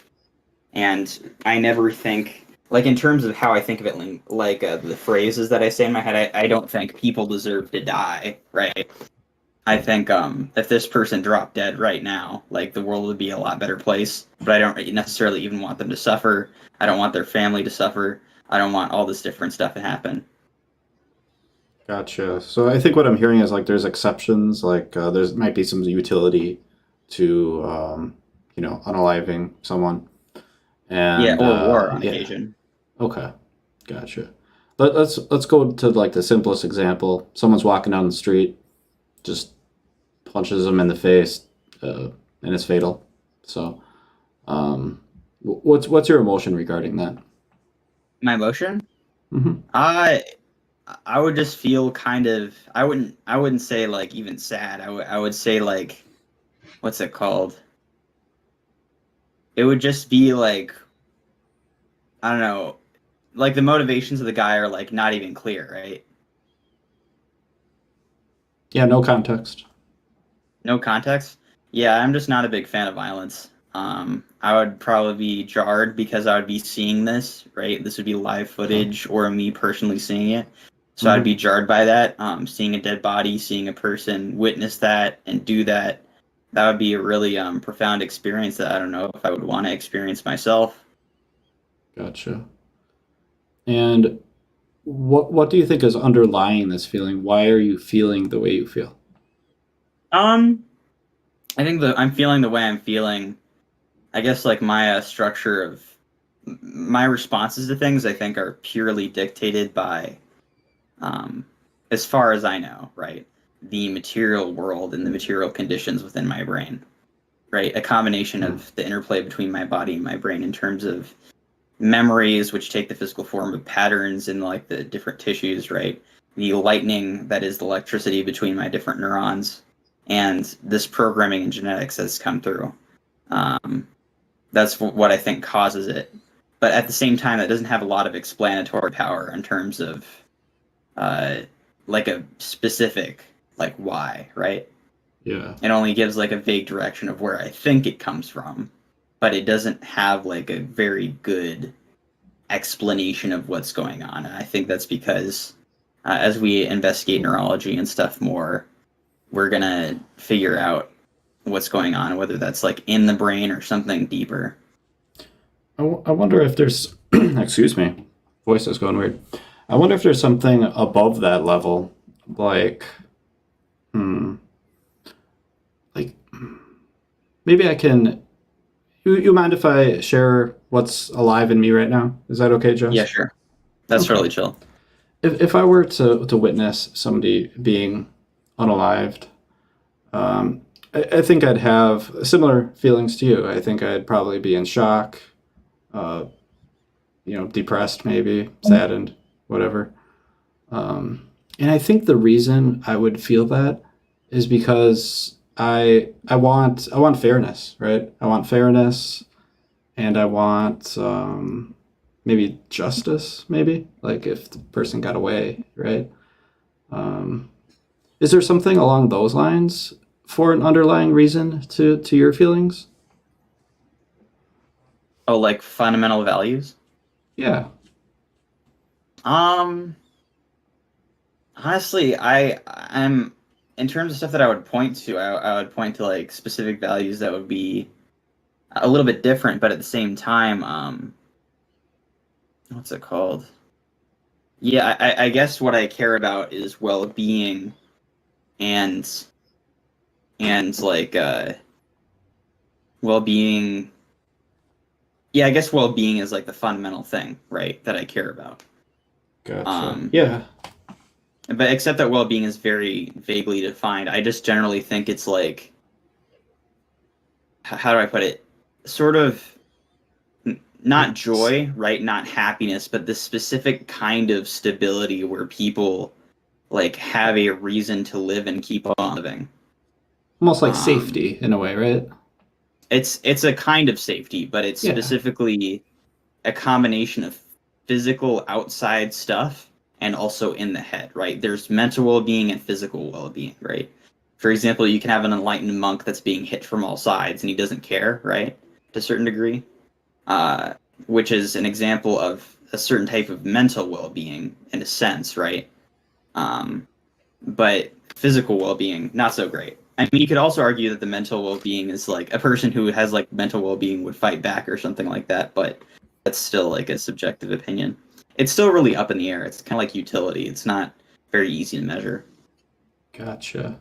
Okay, I think we're on the same page here. I think we're pretty much identical. So I think the way I would word it is we have empathy for well-being, or we can kind of phrase that as like safety for physical uh, safety of a person, or maybe mentally.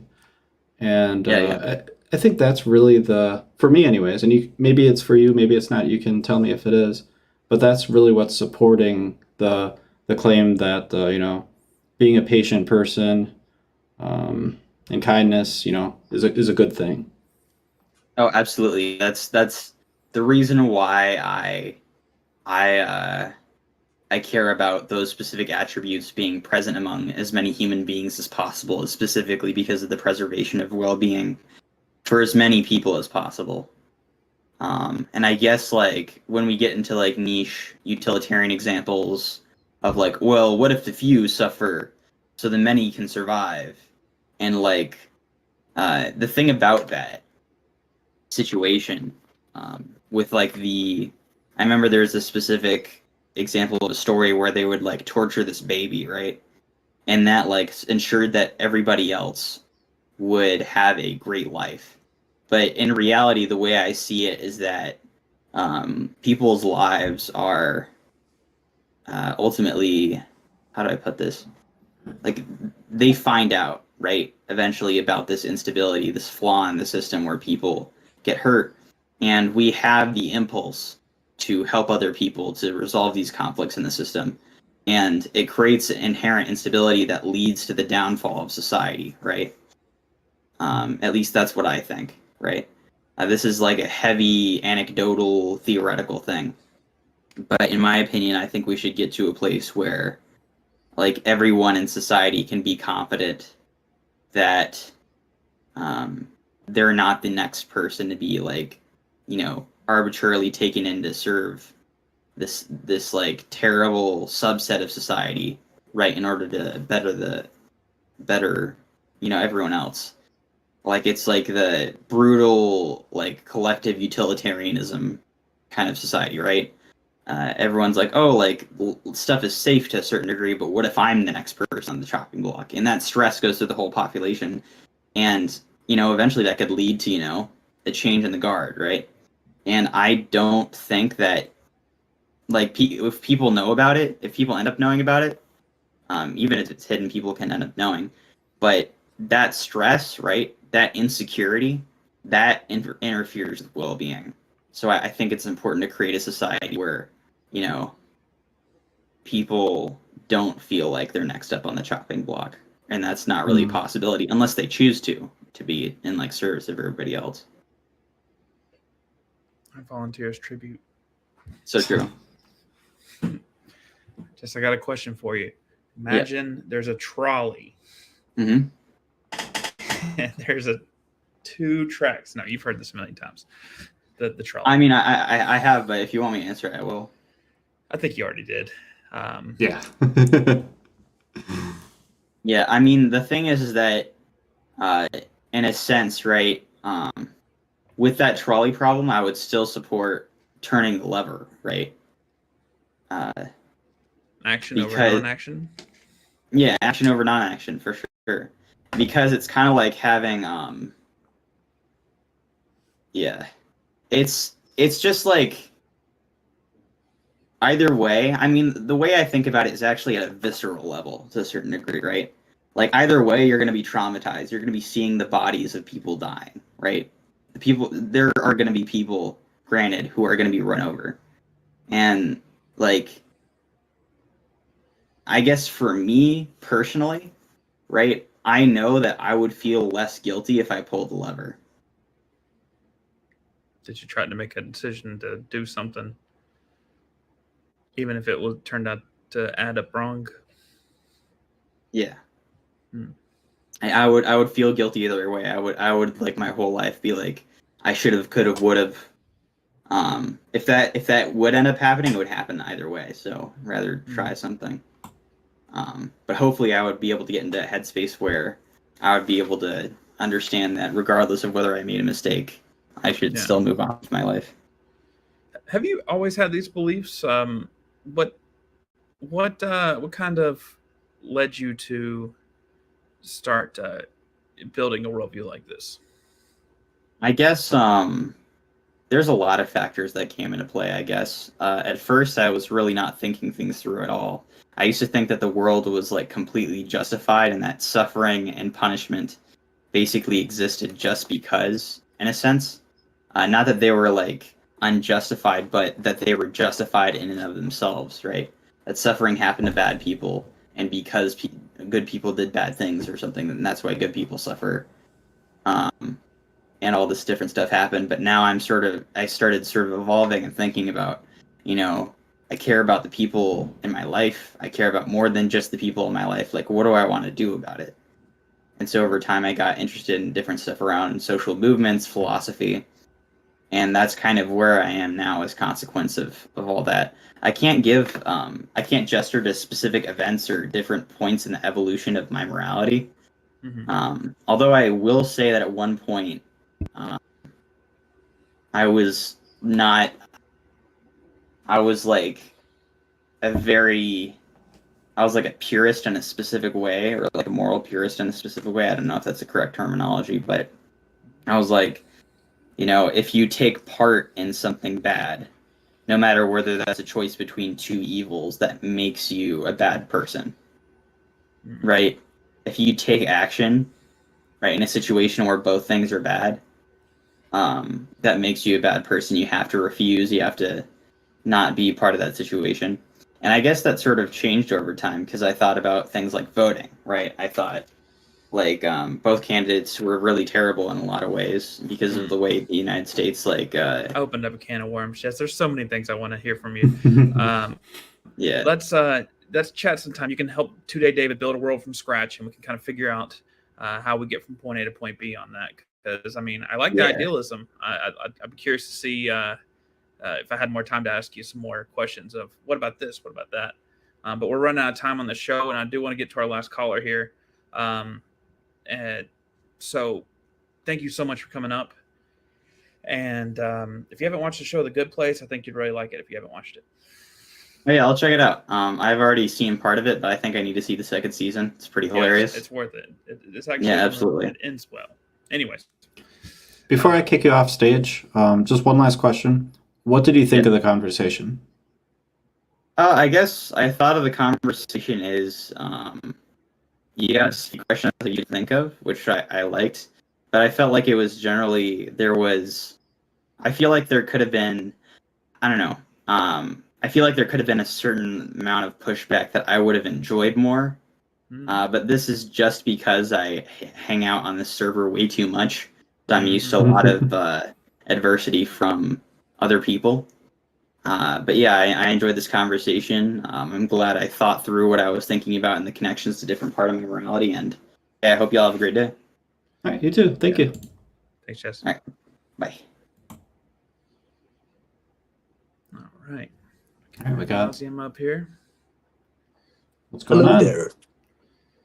Hello. I want people. Should I just go in? Yeah, jump right in. Jump right into the deep end.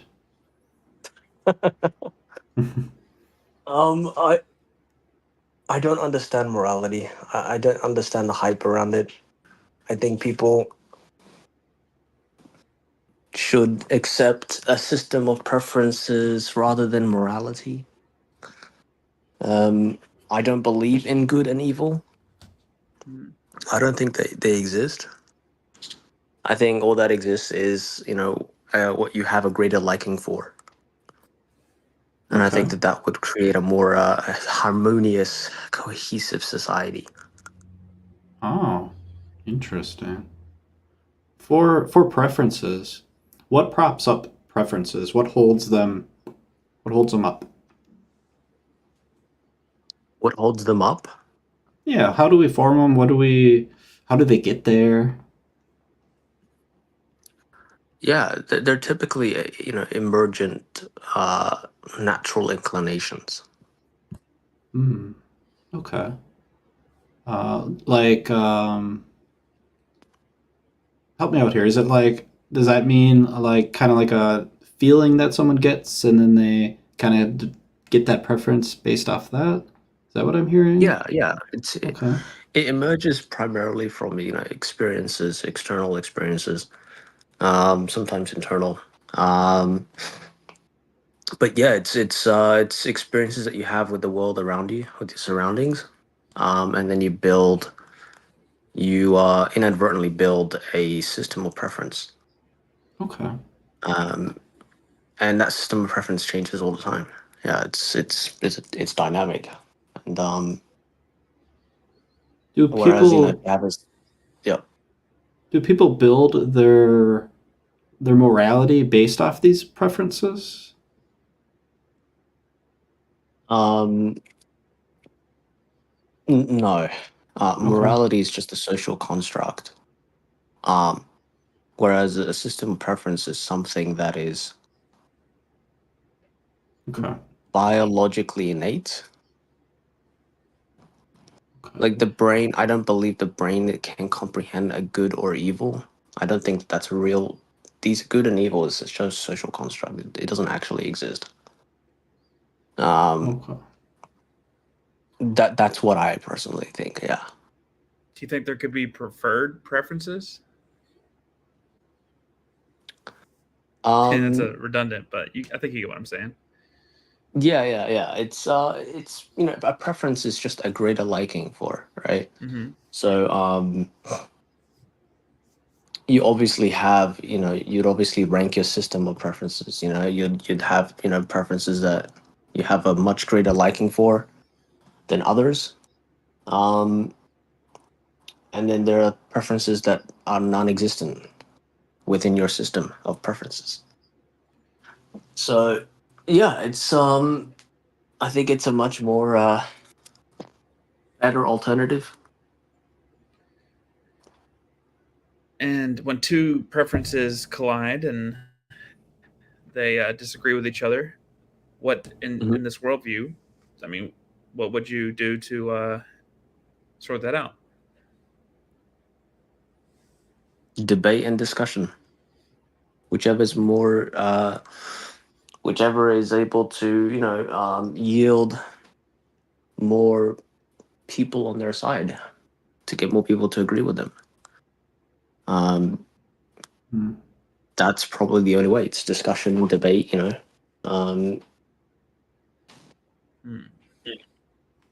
But I do believe I stress that we need to get away from good and evil because I think it's destructive to the human race. Mm-hmm. How do you define good and evil? How do I define good and evil? Yeah. What do you mean by that?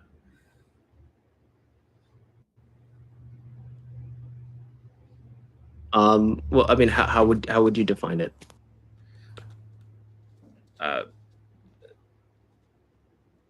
Me personally, it would probably be something that was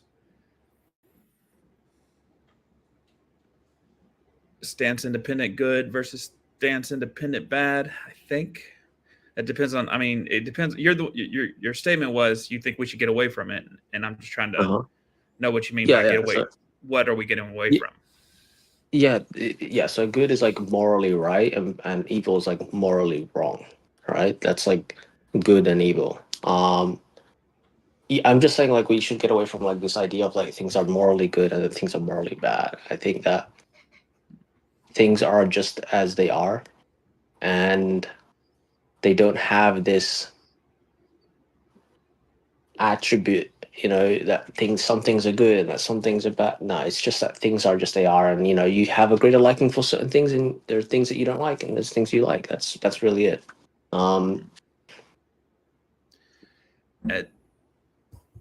At some point, hold on one second.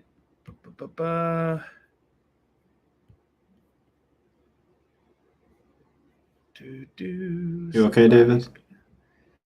Yeah, somebody's just putting junk in my chat. Oh, I see that. Okay. I got him. Sorry. Okay, but let's say that 100 people have the same preference.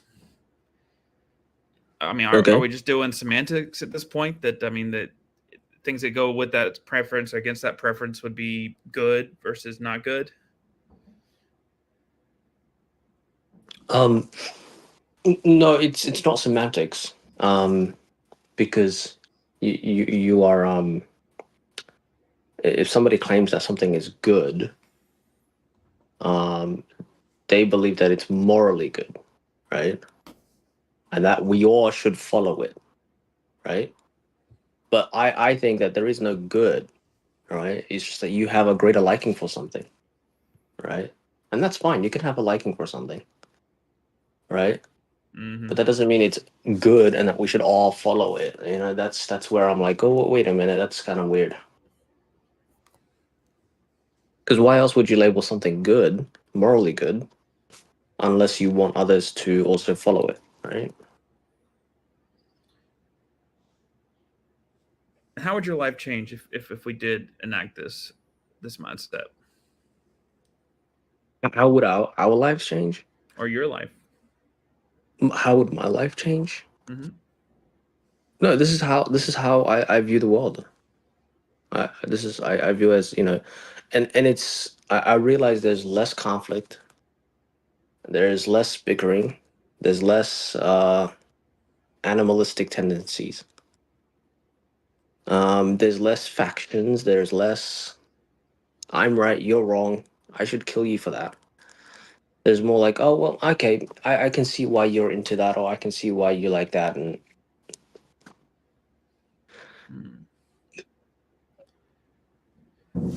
there's more cohesiveness and harmoniousness than there is divisiveness. And I think that's one of the advantages of having a system of preference. How have you come to this conclusion that there's, less conflict, less violence? Well, just look at all the, previous religious conflicts. Religiously motivated, politically motivated. And it all goes back to what they believe is morally right and what's morally wrong. And I think that's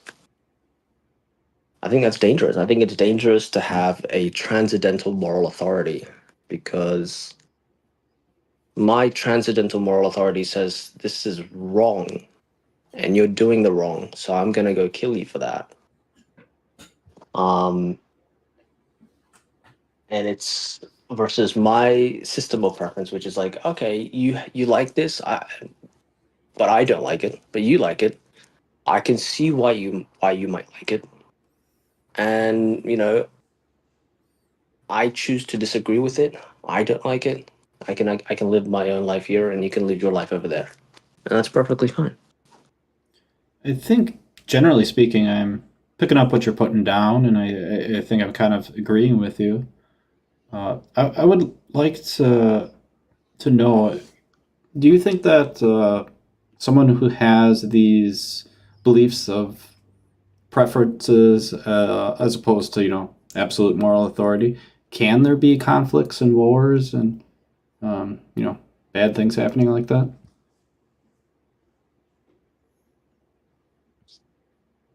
No, I don't think so. Really? I can't see a single conflict arising from a system of preference, to be honest. Interesting. Let's say you came across two people who they said that their house is right here. This is my house. Two people arguing saying this is my house. This is my spot. And one person's preference is they talk about it, and the other person's preference is you fight about it. What do you do in that situation? What would I do in that situation? I don't believe that's a moral situation, though. I think that's just like a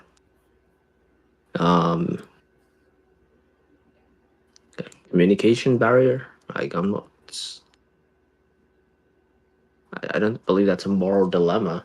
I think that's just people have different ways of communicating. Well, if the other person preferred not to get killed or beat up, I mean, that's violating their preference. How do you settle the difference between the two? How would you solve the difference between the two? Yeah.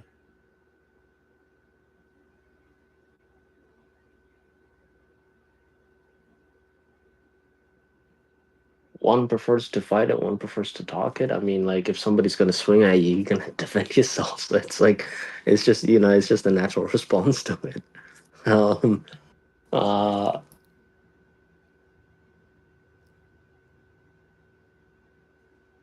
I might have a better example. Yeah, one you that's- might.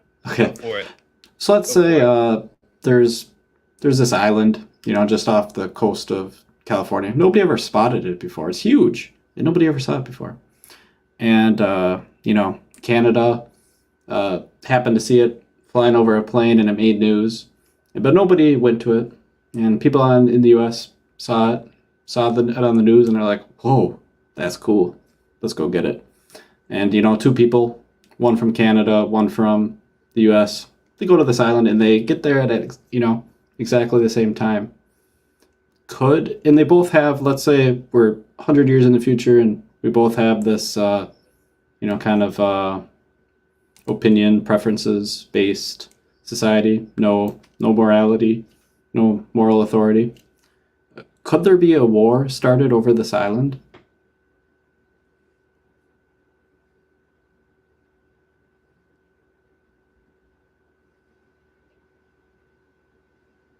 no, I don't believe so. No, nobody would get mad. They'd just like talk it out, or what would happen? Paint a picture for me.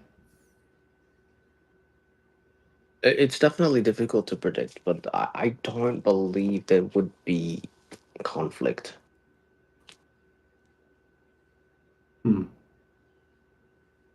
Because everyone is responsible for their system of preference. They're not taking any external orders, right? Like from a god or whatever, or like some human moral authority. They're taking it from themselves. And so if somebody were to do something if let's say they went to the island or they did something, right? I would always just ask them, why? People would naturally ask them, why did you do this, right? And they would say, it's within my system of preference. And then other people would react to that, and they would go, if it's within their system of preference, others would react to that and go, I don't want that in my system of preference. And that would then further lessen the amount of conflicts, if that makes sense. I'm gonna put my cards right on the table. I'm gonna tell you my position. That's almost like a sin of street epistemology, using metaphorically, of course. I think in this island scenario, I think that a potential outcome would be nuclear war and almost everyone's dead.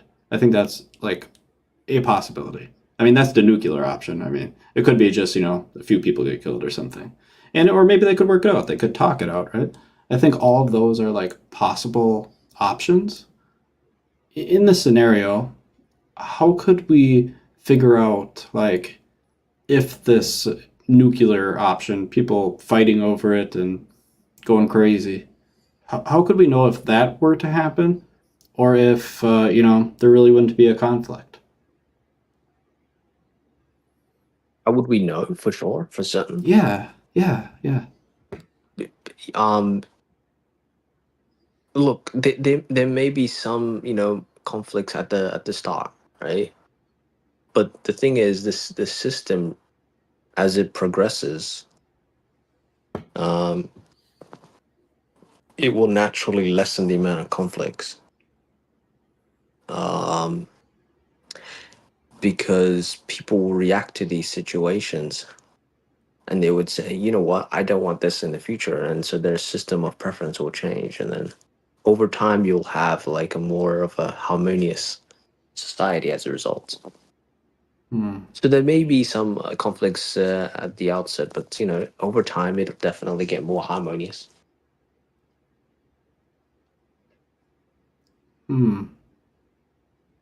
How could we know if it would get more harmonious, or if people might still be greedy and still start conflicts? Oh, yeah. Yeah. Whereas morality, what morality does is it causes people to remain stagnant. Right? Like, for example, in Islam, like, people believe that they should go out there and wage war and start killing people to this day after 1500 years. So it's like, would you rather have a stagnant system, or would you rather have a system that's flexible? People can, obviously there will be conflict, but people are going to react to that, and they're going to be like, well, I don't like that, or I don't want that. So they're going to change. I think I agree with you to an extent. I think not having these moral authorities probably leads to more peace. I'm wondering how we could know if it will lead to as much peace as, as you're suggesting. Well, you can have a societal level system of preference where, Sure. you can have a communal, communal societal level system of preference where people come together and, a democracy. Sure. Yeah, I'm on board. Where they, I gotcha.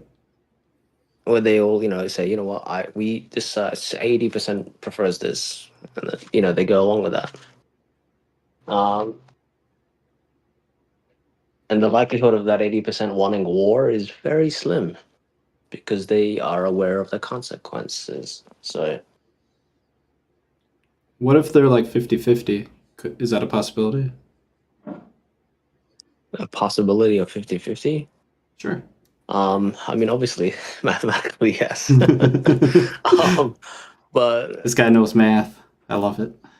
realistically, no. I don't think it'll ever be 50-50. Or split up moderately even, right? Like somewhere Moderately in the middle ground. even.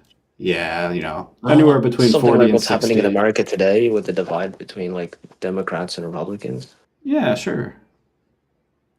Nah.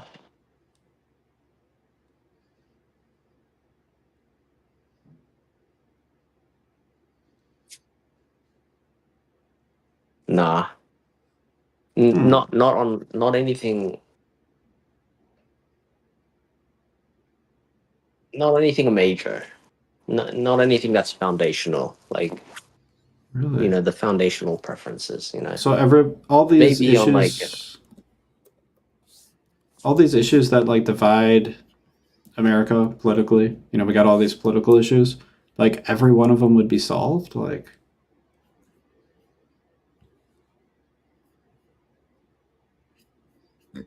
well, that's going into political science, right? could be, yeah. I think there'll still be I think there'll still be a place for democracy. I still think there'll be a place for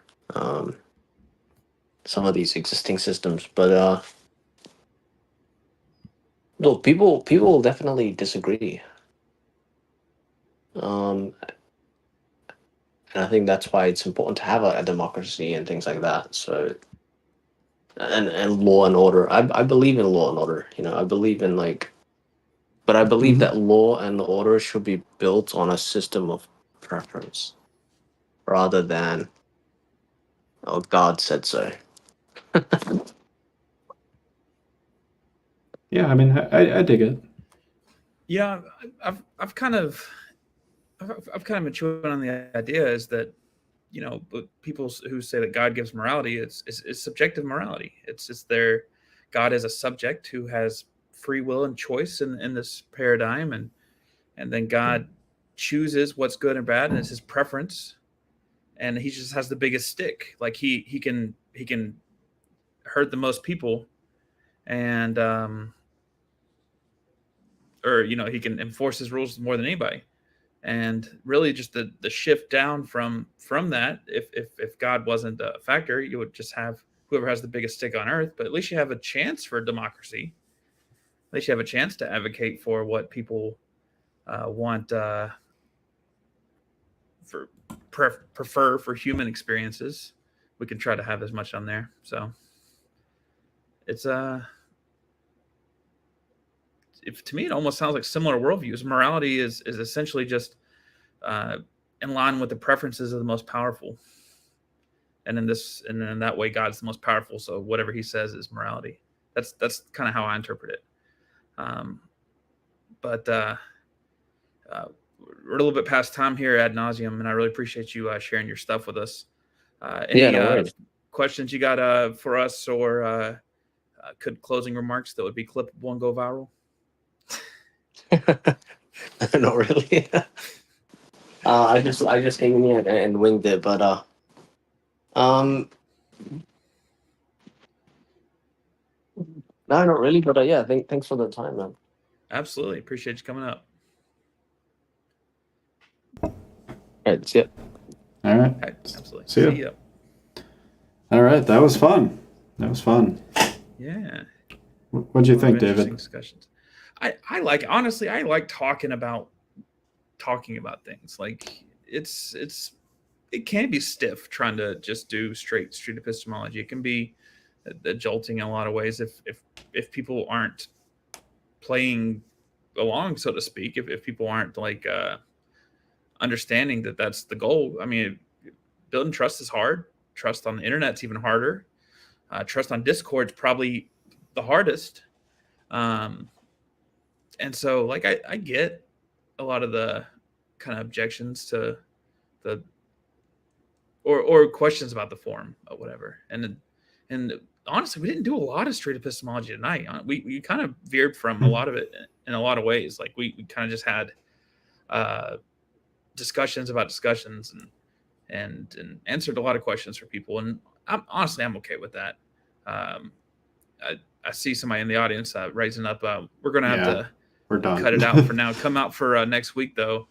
We'll probably be on PNR or something. Yeah, PNR, I think. Yeah. Yeah. We it was rough tonight a little bit. Like, I don't know. I struggle when someone says like, "Hey, this is your goal," or "This is what you're doing," and I say, "Well, actually, it's this," and he touched on it. He's like, "Well, you could be lying," and that could be the case. There's a lot of liars out in this world, so I could be lying. I could be one of them, but I find it frustrating, just because like. I want to have these conversations. I think these conversations are so damn important. Like, it's so important to me. And it's just like, I really wish people could understand that importance to me. And, if anybody who's watching has a takeaway tonight, it's that it's important to me. That's it. That's all I got. Yeah. And I put a link in the chat. I'll put it in again just for good measure. We'll be over there, over at the CE Discord, just chatting. You can give us some feedback. Reviewing the show, whatever. Thinking about things. Yeah. So it's in the YouTube chat, so you YouTube folks can check it out over there. I got nothing else for you. That's Pierce out, David. See ya. All right. Oh no, I want to do the outro. I almost forgot. Hold on. Click it. I forgot where is it? There it is.